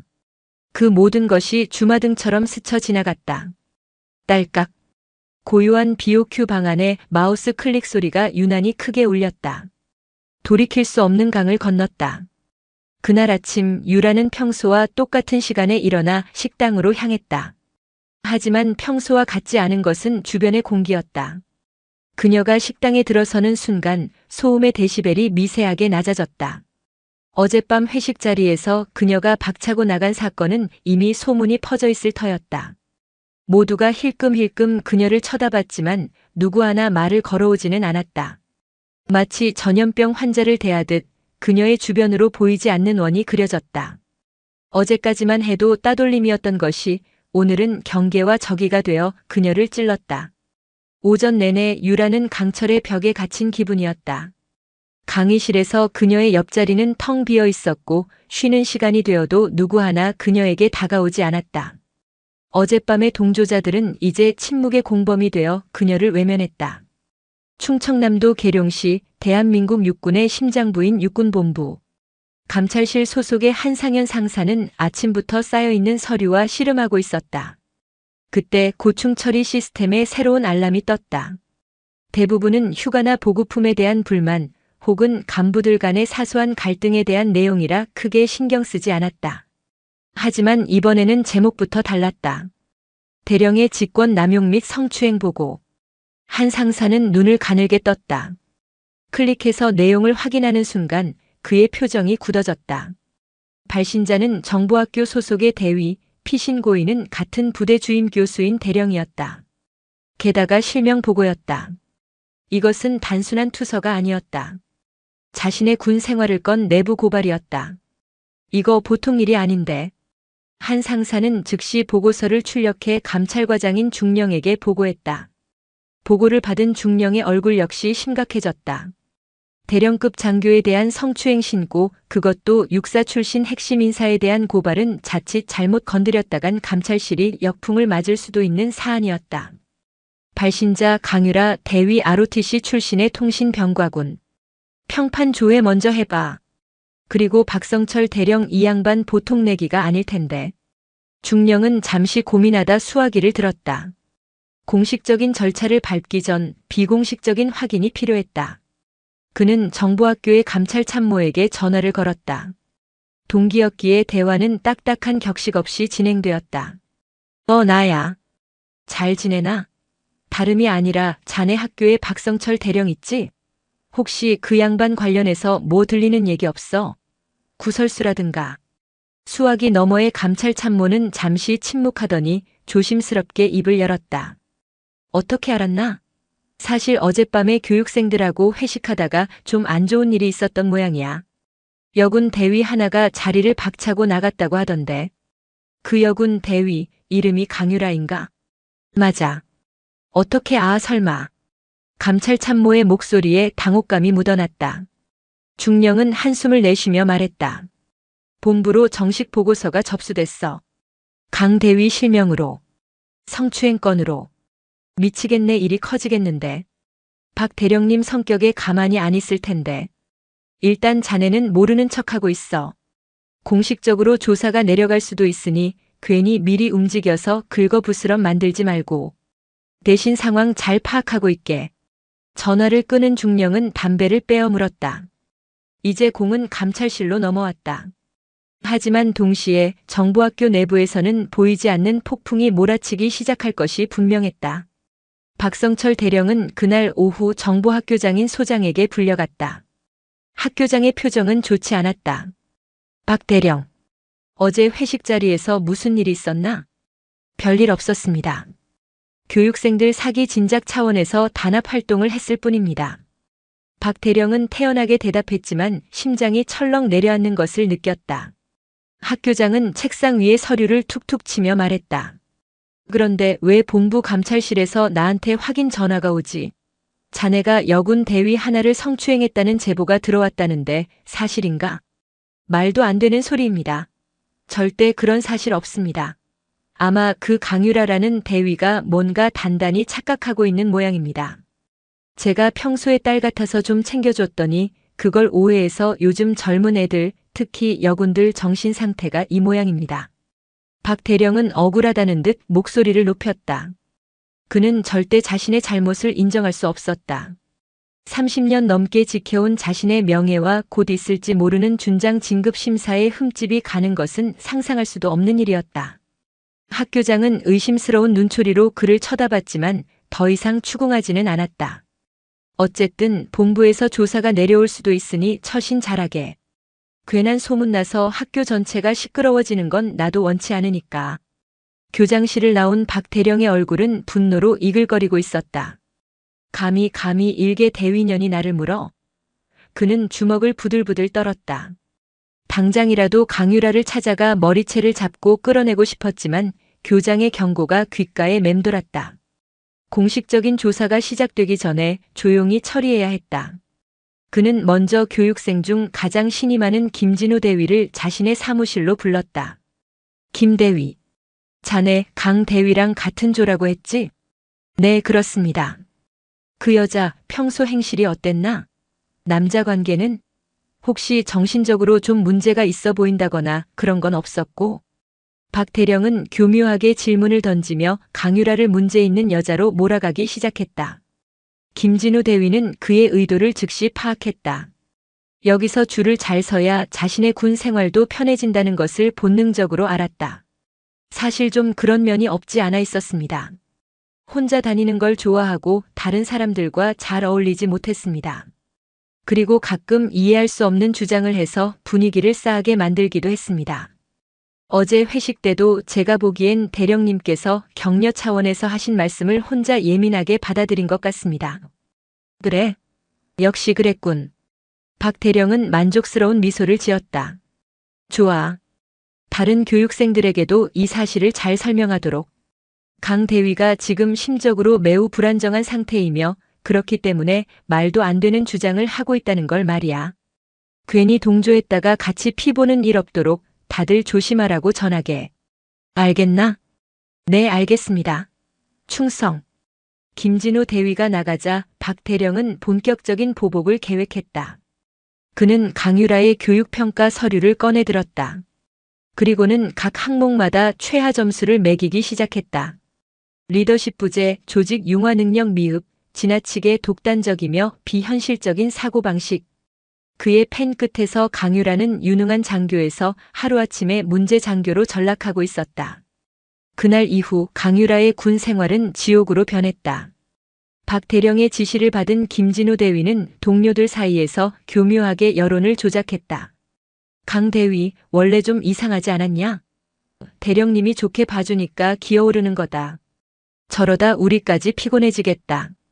그냥 없는 사람 취급하자. 이제 그녀를 향한 것은 단순한 외면이 아니었다.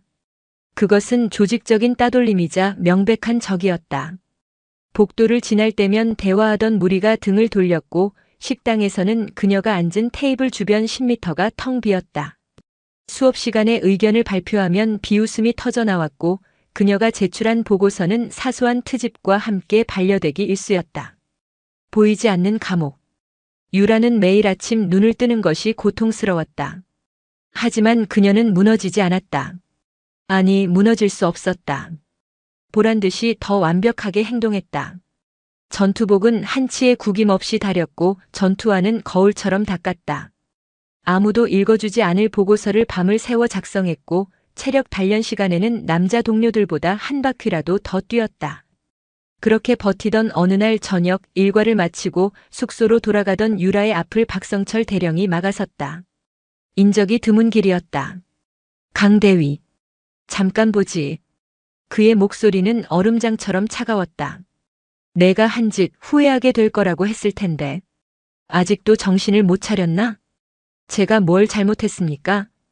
유라는 그의 눈을 똑바로 쳐다보며 말했다. 그 시선에 박 대령의 미간이 꿈틀거렸다. 뭘 잘못했냐고. 내년이 감히 군의 명예에 똥칠을 하고 30년 군 생활한 대선배의 등에 칼을 꽂아놓고도 그런 말이 나와? 당장 본부에 연락해서 내가 정신이 나가서 헛소리한 거라고 잘못했다고 빌어. 그럼 이번 한 번은 눈 감아주지. 제가 보고한 것은 모두 사실입니다. 철회할 생각 없습니다. 이게 진짜. 박 대령이 주먹을 쥔 손을 부르르 떨었다. 금방이라도 그녀에게 주먹을 날릴 듯한 기세였다. 유라는 뒷걸음질 치지 않았다. 좋아. 내가 선택한 길이야. 내 군 생활, 내가 여기서 끝내주마. 내가 어떤 평가를 받고 이 정보학교를 나가게 될지 기대하라고. 그는 경멸 가득한 눈빛으로 유라를 쏘아보고는 어둠 속으로 사라졌다. 그의 등이 완전히 사라지고 나서야 유라는 참았던 숨을 몰아쉬었다. 다리가 후들거려 하마터면 주저앉을 뻔했다. 숙소로 돌아온 유라는 문을 잠그고 그대로 주저앉았다. 거대한 벽에 부딪힌 기분이었다. 혼자서는 도저히 이길 수 없다는 절망감이 파도처럼 밀려왔다. 서러움에 눈물이 터져나왔다. 한참을 소리 죽여 울던 그녀는 문득 주머니 속에서 진동하는 휴대폰을 느꼈다. 화면에는 엄마라는 이름이 떠 있었다. 전화를 받을 수 없었다. 이 목소리로 무슨 말을 할 수 있을까? 전화를 끊고 주소록을 열었다. 수많은 이름들을 지나쳐 한참을 내려가자 익숙한 이름이 보였다. 삼촌.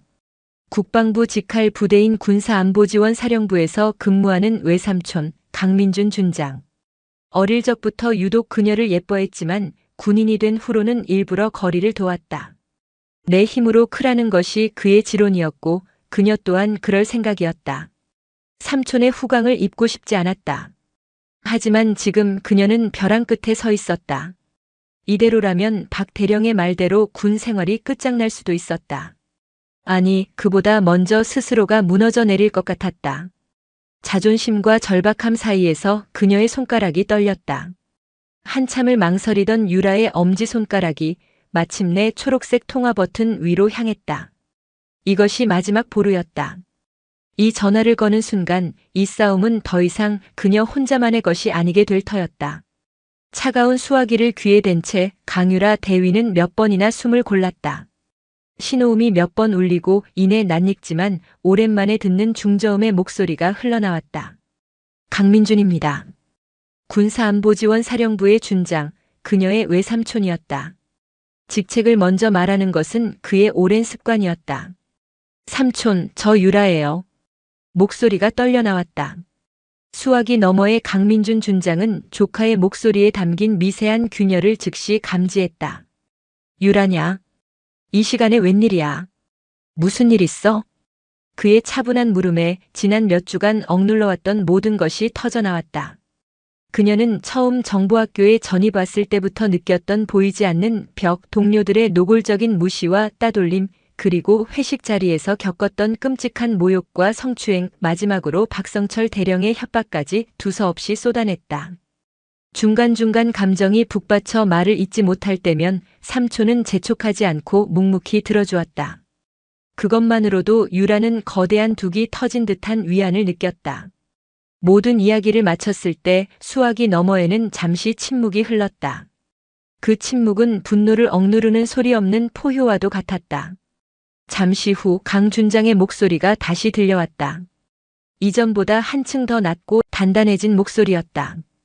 그래서 6본 감찰실의 실명으로 보고서까지 올렸다고. 네.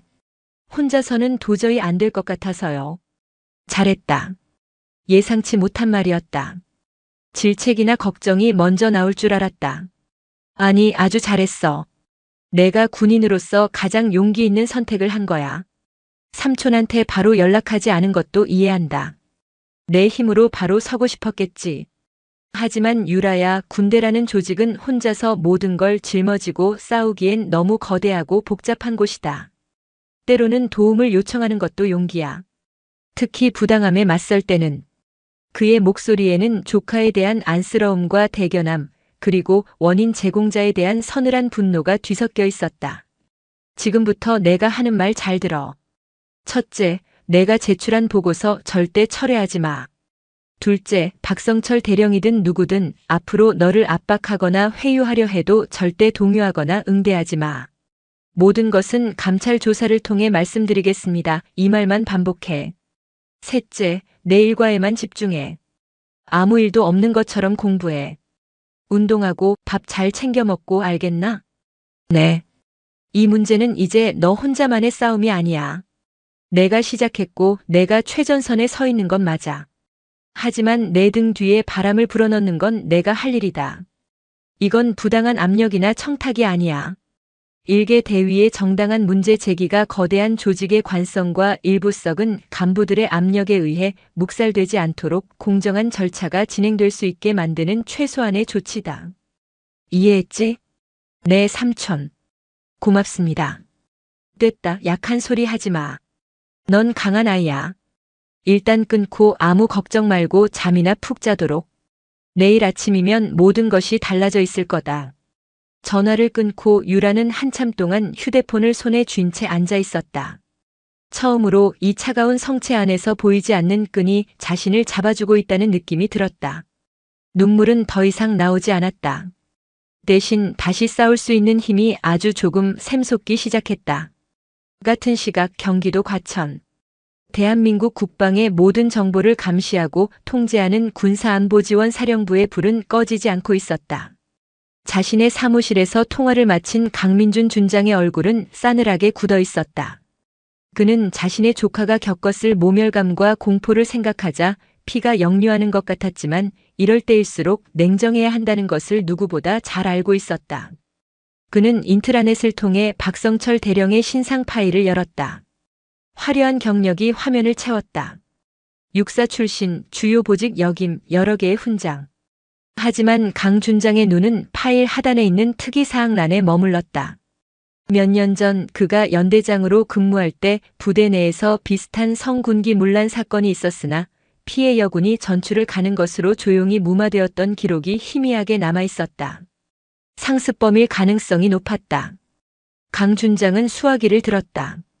정보학교장이나 감찰 참모에게 전화하는 것은 어리석은 짓이었다. 명백한 직권 남용이자 압력으로 비칠 수 있었다. 그가 전화를 건 곳은 육군본부가 있는 계룡대, 그 중에서도 감찰실장의 직통 회선이었다. 충성. 안보지원사 강민준입니다. 늦은 시간에 죄송합니다, 실장님.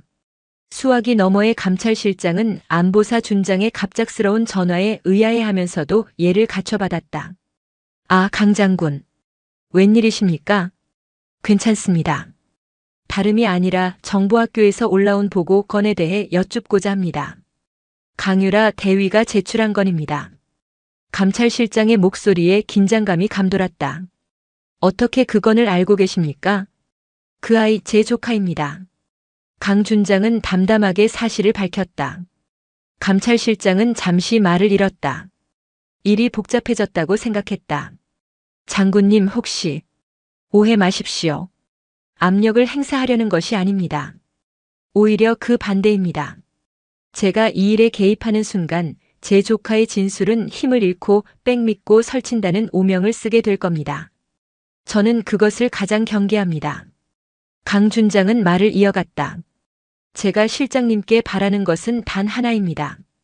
원칙대로 그리고 철저하게 조사해 주십시오. 피신고인의 계급과 인맥에 흔들리지 않는 가장 공정하고 엄격한 조사를 부탁드립니다. 혹시 모를 내부의 압력이나 회유 시도가 있다면 그것까지도 감찰 대상에 포함시켜 주십시오. 박성철 대령 과거에도 비슷한 전력이 있는 것으로 압니다. 이번 기회에 뿌리를 뽑아야 합니다. 그의 말에는 청탁이 아닌 같은 장성으로서 군의 기강을 바로잡아야 한다는 단호한 의지가 담겨 있었다.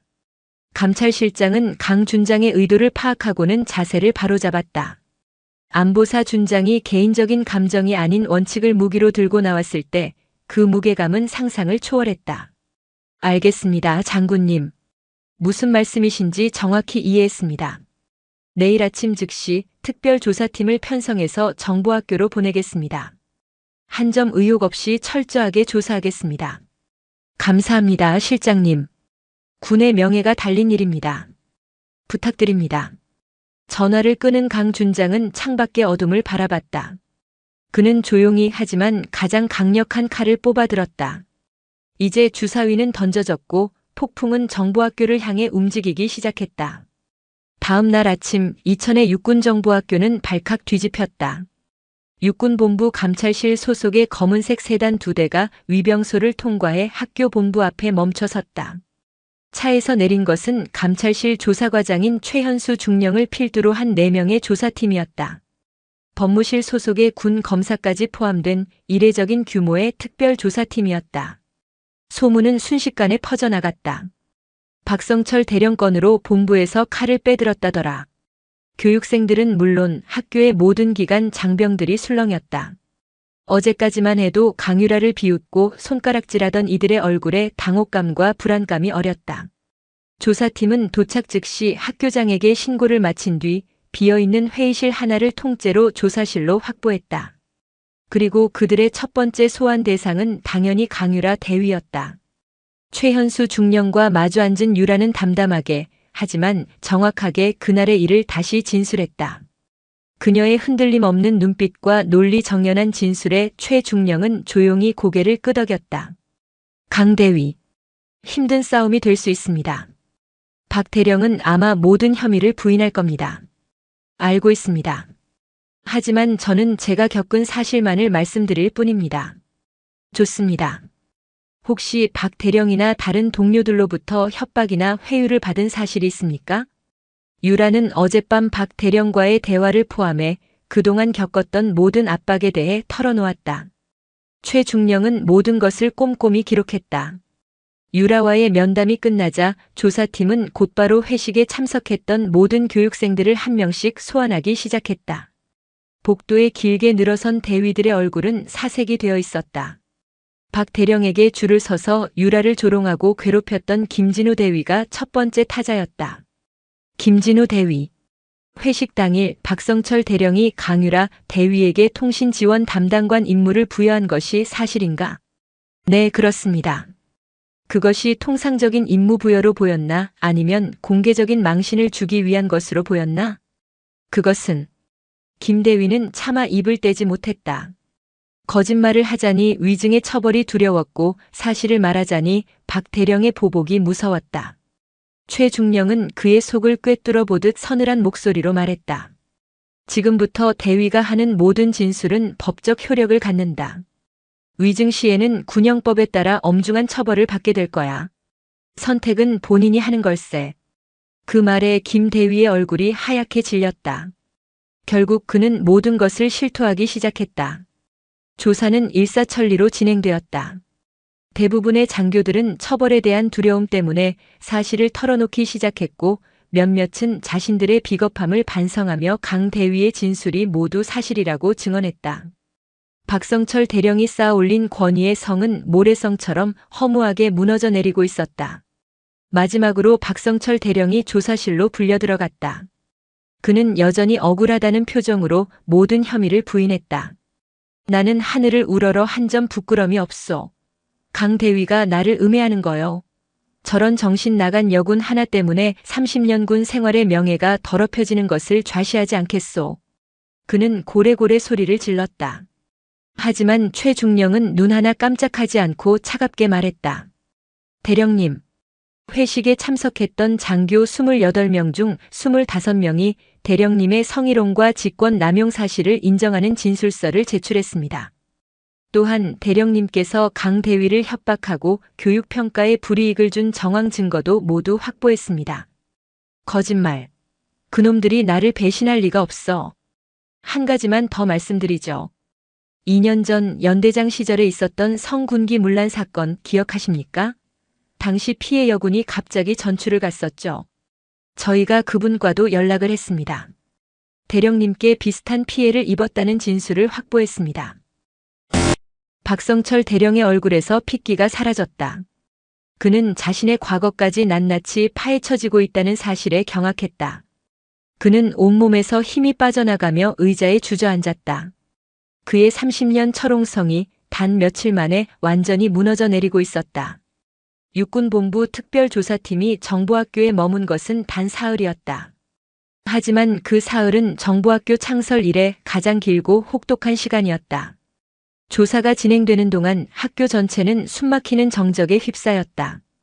평소라면 쩌렁쩌렁 울려 퍼졌을 연병장의 구령소리마저 자취를 감췄고 장교들은 서로의 눈치를 보며 쥐 죽은 듯이 지냈다. 태풍의 눈은 단연 강유라 대위였다. 그녀는 조사 기간 동안 평소와 다름없이, 아니 오히려 더욱 꼿꼿하게 행동했다. 매일 아침 가장 먼저 일어나 연병장을 달렸고 강의 시간에는 가장 앞자리에 앉아 한 글자도 놓치지 않으려는 듯 필기에 몰두했다. 식당에서도 더 이상 구석 자리를 찾지 않았다. 텅 빈 테이블 한가운데에 당당히 앉아 홀로 식사를 했다. 그녀를 향한 시선은 이제 조롱이나 적의가 아니었다. 그것은 경외와 두려움 그리고 이해할 수 없는 존재에 대한 호기심이 뒤섞인 복잡한 감정이었다. 어떻게 일개 대위가, 그것도 비주류인 여군이 육사 출신의 막강한 권력을 가진 대령에게 맞서 저렇게 당당할 수 있는가? 그녀의 등 뒤에 무엇이 있는지 모두가 궁금해했다. 소문은 꼬리에 꼬리를 물고 퍼져나갔다. 강 대위 아버지가 국방부 장관이랑 동기라더라. 아니야, 국회의원 딸이래. 무슨 소리야? 안보사령관 직계 조카라는 게 정설이야. 온갖 추측이 난무했지만 진실을 아는 사람은 없었다. 그저 그녀가 건드려서는 안 될 사람이라는 사실만이 명확해질 뿐이었다. 어제까지 그녀를 정신 나간 년이라 비난하던 이들은 이제 마주칠 때마다 흠칫 놀라며 길을 비켜주기 바빴다. 김진호 대위를 비롯한 적극적인 동조자들은 조사실에 불려 다녀온 이후로 얼굴이 반쪽이 되어 나타난 유라와 눈도 마주치지 못했다. 유라는 그 모든 변화를 묵묵히 지켜봤다. 통쾌함보다는 씁쓸함이 더 컸다. 자신의 진실성과 용기가 아니라 보이지 않는 배경에 대한 두려움이 그들을 변화시켰다는 사실이 그녀를 서글프게 했다. 하지만 지금은 감상에 젖어 있을 때가 아니었다. 이 싸움은 아직 끝나지 않았다. 조사 마지막 날 최현수 중령이 떠나기 전 유라를 잠시 불렀다. 강대위, 박성철 대령은 직위해제 후 정식 징계위원회에 회부될 겁니다. 아마 불명예 전역을 피하기 어려울 겁니다. 직권 남용, 성추행, 위력 행사, 품위유지 의무 위반 등 혐의가 너무 명백하고 증거도 확실합니다. 그리고 이 사건에 동조하거나 묵인했던 다른 장교들도 그에 상응하는 징계를 받게 될 겁니다. 특히 여론을 조작하고 강 대위를 의도적으로 따돌린 주동자들은 교육과정에서 퇴교 조치 후 원대 복귀시켜 인사상 불이익을 줄 예정입니다. 그것은 유라가 예상했던 것보다 훨씬 더 빠르고 강력한 조치였다. 고생 많았습니다, 강 대위. 당신의 용기가 아니었다면 골마 터졌을 상처를 도려낼 기회조차 없었을 겁니다. 군을 대표해서 미안하고 또 고맙다는 말을 전하고 싶군요. 최중령은 진심을 담아 그녀에게 경례를 붙였다. 유라도 묵묵히 답례를 했다. 조사팀의 차량이 위병소를 빠져나가는 것을 보며 그녀는 길고 길었던 터널의 끝에서 희미한 빛을 보는 듯 했다. 박성철 대령의 직위해제 소식은 공식적으로 공표되었다. 정보학교는 충격에 휩싸였다. 30년간 쌓아 올린 철옹성이 그렇게 허무하게 무너지는 것을 보며 사람들은 권력의 무상함을 실감했다. 그의 사무실 문에 직위해제라는 글자가 적힌 종이가 붙었고 며칠 뒤 그는 아무도 모르게 짐을 싸서 학교를 떠났다. 그의 마지막은 초라하고 쓸쓸했다. 그가 사라지자 얼어붙었던 학교의 분위기는 거짓말처럼 녹기 시작했다. 가장 먼저 변한 것은 식당의 풍경이었다. 며칠 전까지만 해도 텅 비어있던 유라의 테이블에 한두 명씩 다가와 앉기 시작했다. 처음에는 다른 병과 다른 기수의 여군 후배들이었다. 강 대위님, 저 지난번에 전술토의 시간에 하셨던 말씀 정말 인상 깊었습니다. 혹시 관련 자료 좀 볼 수 있을까요? 그들은 존경과 선망이 가득한 눈으로 유라를 바라봤다. 유라는 그들에게 미소를 지으며 기꺼이 자신의 자료를 공유하고 조언을 해주었다. 그녀의 테이블은 곧 정보학교 여군들의 사랑방이자 해방구가 되었다. 며칠 뒤에는 뜻밖의 인물도 찾아왔다. 바로 김진호 대위였다. 그는 교육과정 퇴교 조치를 받고 원대 복귀를 앞두고 있었다. 그는 유라 앞에 서서 한참을 머뭇거리더니 깊이 허리를 숙였다. 강 대위, 정말 미안하다. 내가 죽을 죄를 지었다. 남자로서, 군인으로서, 그리고 동료로서 정말 비겁하고 부끄러운 짓을 했다. 어떤 변명도 하지 않겠다. 진심으로 사과한다. 그의 눈시울은 붉게 충혈되어 있었다. 유라는 아무 말 없이 그를 바라봤다. 증오나 경멸의 감정은 이미 희미해져 있었다. 그의 눈에 비친 것은 비굴함이 아닌 진심 어린 후회였다. 그 사과 받아들이겠습니다. 돌아가서 새로운 곳에서는 부끄럽지 않은 군인이 되십시오. 김진호 대위는 다시 한번 허리를 숙이고는 무거운 발걸음으로 돌아갔다. 그의 뒷모습을 보며 유라는 생각했다. 한 사람의 잘못된 신념과 조직의 썩은 문화가 얼마나 많은 사람들을 괴물로 혹은 비겁자로 만드는가. 하지만 모든 것이 긍정적으로만 변한 것은 아니었다. 박성철 대령과 가까웠던 일부 육사 출신 고참 장교들은 여전히 유라를 곱지 않은 시선으로 바라봤다.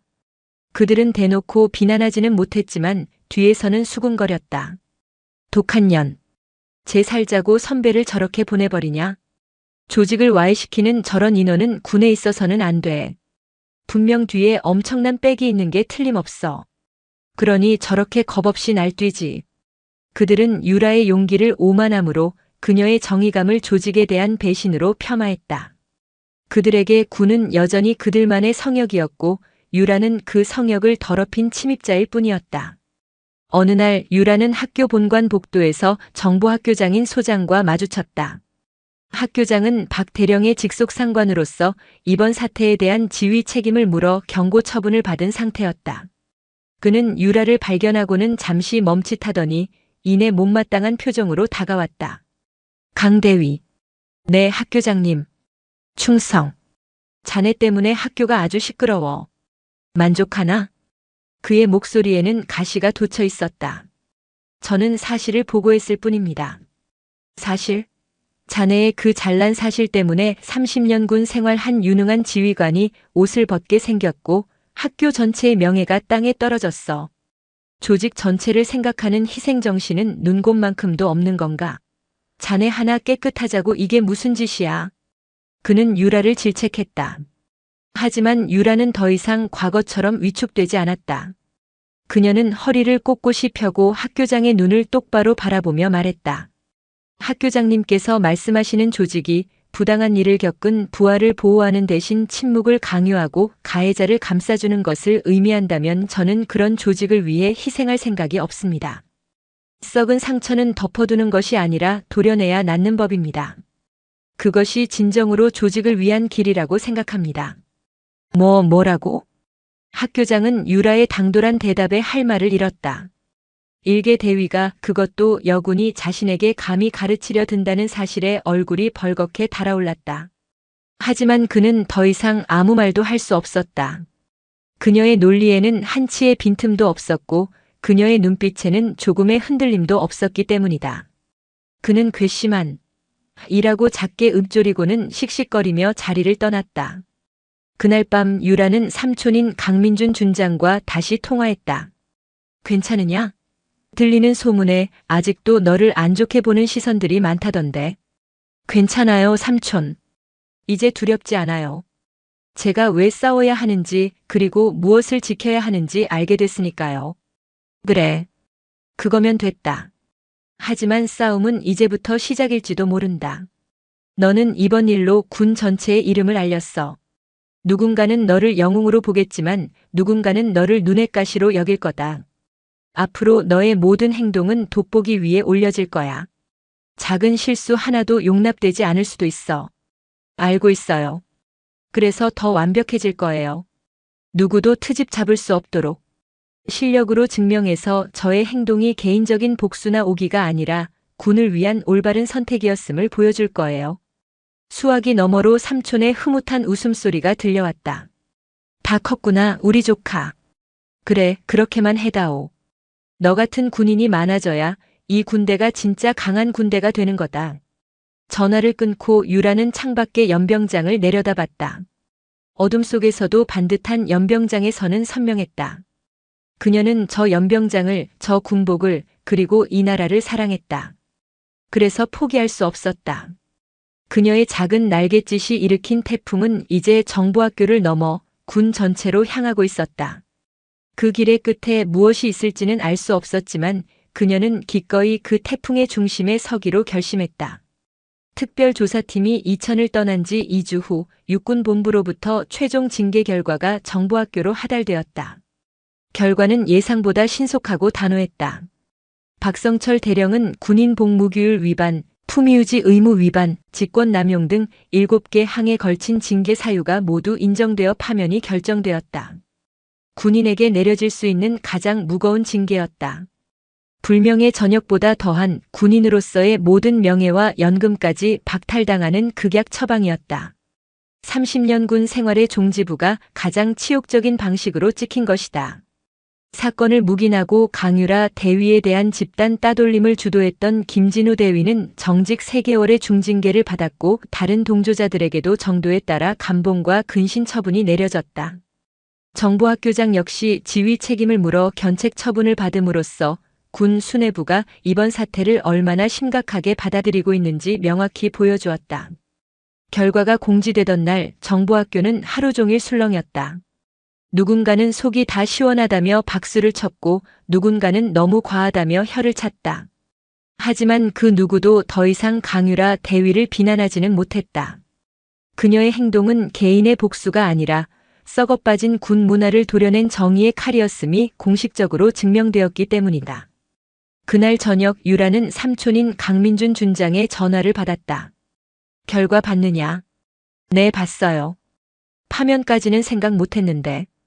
당연한 결과다. 이번 일은 단순히 한 명의 비위 간부를 처벌하는 것에서 그치지 않아.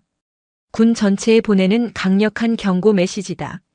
더 이상 이런 일은 용납하지 않겠다는 총장님의 의지가 반영된 결과지. 강 준장은 잠시 말을 멈췄다가 자랑스러운 목소리로 말을 이었다. 그리고 내 덕분에 아주 의미 있는 변화가 생겼다. 며칠 전 육본에서 성군기 문란 근절 대책 회의가 열렸어. 그 자리에서 4사례가 주요 모범 사례로 보고되었다. 그리고 어제 새로운 지침이 전군에 하달됐지. 성희롱, 성추행 사건 발생 시 지휘고하를 막론하고 무관용 원칙으로 엄벌하고 피해자 보호 조치를 대폭 강화하며 2차 가해자는 가해자와 동일한 수준으로 처벌한다는 내용이야. 비공식적으로는 다들 그 지침을 강유라 조항이라고 부른다더군. 유라는 순간 숨을 멈췄다. 자신의 이름이 담긴 조항이라니. 상상도 못한 일이었다. 자신의 고통스럽고 외로웠던 싸움이 자신도 모르는 사이에 수많은 후배 여군들과 힘없는 부하들을 지켜줄 단단한 방패가 되어가고 있었다. 눈시울이 뜨거워졌다. 내가 흘린 눈물이 결코 헛되지 않았다는 뜻이다. 자부심을 가져도 좋다, 강대위. 삼촌의 따뜻한 격려에 유라는 처음으로 환하게 웃었다. 이 싸움의 진정한 승리는 박성철 대령의 파면이 아니라 바로 이것이라는 생각이 들었다. 시간은 흘러 3개월간의 정보통신 운용 고등군사반 과정이 끝나는 수료식 날이 되었다. 대강당에 모인 교육생들의 얼굴에는 시원섭섭함이 감돌았다. 그동안 많은 일이 있었지만 마침내 끝이 온 것이다. 수료식의 하이라이트는 성적 우수자에 대한 시상이었다. 학교장이 단상에 올라 마이크를 잡았다. 영예의 수석 졸업자는 강유라 대위. 학교장의 발표에 강당 안이 순간 조용해졌다가 이내 우레와 같은 박수 소리가 터져나왔다. 동료 교육생들은 진심 어린 표정으로 그녀에게 축하를 보냈다. 그 중에는 한때 그녀를 외면했던 이들도 그녀를 동경했던 후배들도 모두 섞여 있었다. 그 모든 박수 소리는 그녀의 실력과 노력에 대한 진정한 인정이었다. 유라는 꼿꼿한 자세로 단상 위로 걸어나갔다. 그녀의 앞에는 한때 자신을 조직을 와해시키는 인원이라 질책했던 학교장이 서 있었다. 그는 복잡한 표정으로 유라를 바라보더니 상장을 수여하며 나지막이 말했다. 축하하네. 그리고 미안했네. 자네 덕분에 나도 많은 것을 배웠어. 군의 미래는 자네 같은 군인에게 달려있다는 것을. 그것은 공식적인 사과였고 동시에 한 조직의 수장이 자신의 과오를 인정하는 용기 있는 고백이었다. 유라는 아무 말 없이 그를 향해 군인으로서 가장 완벽하고 절도 있는 경례를 붙였다. 그것으로 충분했다. 수료식이 끝나고 유라는 새로운 보직을 발령받았다. 수도방위 사령부 직할통신단. 대한민국 심장부를 지키는 가장 중요한 부대 중 하나였다. 그녀의 능력을 인정한 파격적인 인사였다. 이천을 떠나기 전날 유라는 그동안 자신에게 힘이 되어 주었던 후배 여군들과 조촐한 다과회를 가졌다. 한 후배 소위가 그녀에게 물었다. 대위님, 사실 그때 무섭지 않으셨습니까? 어떻게 그런 용기를 내실 수 있으셨습니까? 유라는 잠시 생각에 잠겼다가 미소를 지으며 대답했다. 무서웠지. 매일 밤 잠도 못 잘 만큼 두렵고 외로웠어. 하지만 그 두려움 때문에 침묵하면 나는 평생 나 자신을 용서하지 못할 것 같았어. 잘못된 것을 잘못됐다고 말하는 용기. 그게 없으면 이 군복을 입을 자격이 없다고 생각했어. 그리고 무엇보다 너희 같은 후배들에게 부끄러운 선배가 되고 싶지 않았어. 그녀의 말에 후배들의 눈빛이 반짝였다. 그녀가 뿌린 씨앗은 이미 그들의 마음속에 새로운 용기의 싹을 틔우고 있었다. 몇 달 후 서울. 수도방위 사령부 통신단에서의 생활은 바빴지만 보람 있었다. 그곳에서는 더 이상 그녀를 여군이라는 틀에 가두고 보는 사람이 없었다. 그녀의 이름 앞에는 늘 유능한 지휘관, 최고의 통신 전문가라는 수식어가 따라붙었다. 그녀는 실력으로 모든 편견을 극복해냈고 부하들의 진심 어린 존경을 받는 지휘관으로 자리매김했다. 어느 주말 오후 유라는 휴식을 취하며 부대 근처 카페에 앉아 있었다. 그때 한 무리의 군인들이 카페로 들어왔다. 갓 임관한 듯 앳돼 보이는 소위들이었다. 그중 한 여군 소위가 동료들과 웃으며 이야기하는 소리가 들려왔다. 걱정 마. 요즘 군대 옛날이랑 완전 달라. 특히 성희롱 같은 건 강유라 조항 때문에 시도조차 못한대. 걸리면 바로 파면이래, 파면. 그 말을 듣는 순간 유라는 저도 모르게 미소를 지었다. 그녀의 이름은 이제 전설처럼 혹은 든든한 부적처럼 군 안에 퍼져나가고 있었다. 창밖으로 보이는 관악산의 늠름한 능선을 바라보며 유라는 자신의 군 생활을 돌아봤다. 이천의 차가웠던 새벽, 고독했던 식당, 모욕으로 가득 찼던 회식 자리, 그리고 어둠 속에서 홀로 결심을 다지던 그 밤까지 모든 순간이 스쳐 지나갔다. 고통스러웠지만 그 시간들이 있었기에 지금의 자신이 있을 수 있었다. 그녀는 더 이상 외롭지도 두렵지도 않았다. 그녀는 자신의 자리에서 자신의 방식으로 이 군대를 더 나은 곳으로 만들어 나갈 것이다. 그녀는 이제 한 명의 장교가 아니라 변화 그 자체가 되었기 때문이다. 차가운 강철의 성체에 균열을 냈던 한 여군 대위의 용기. 그 용기는 이제 수많은 이들의 마음속에 새로운 희망의 씨앗이 되어 대한민국 국군이라는 거대한 숲을 더욱 푸르고 건강하게 만들어가고 있었다. 그녀의 진짜 임무는 바로 지금부터 시작이었다. 오늘 사연 모음집의 이야기 어떠셨나요?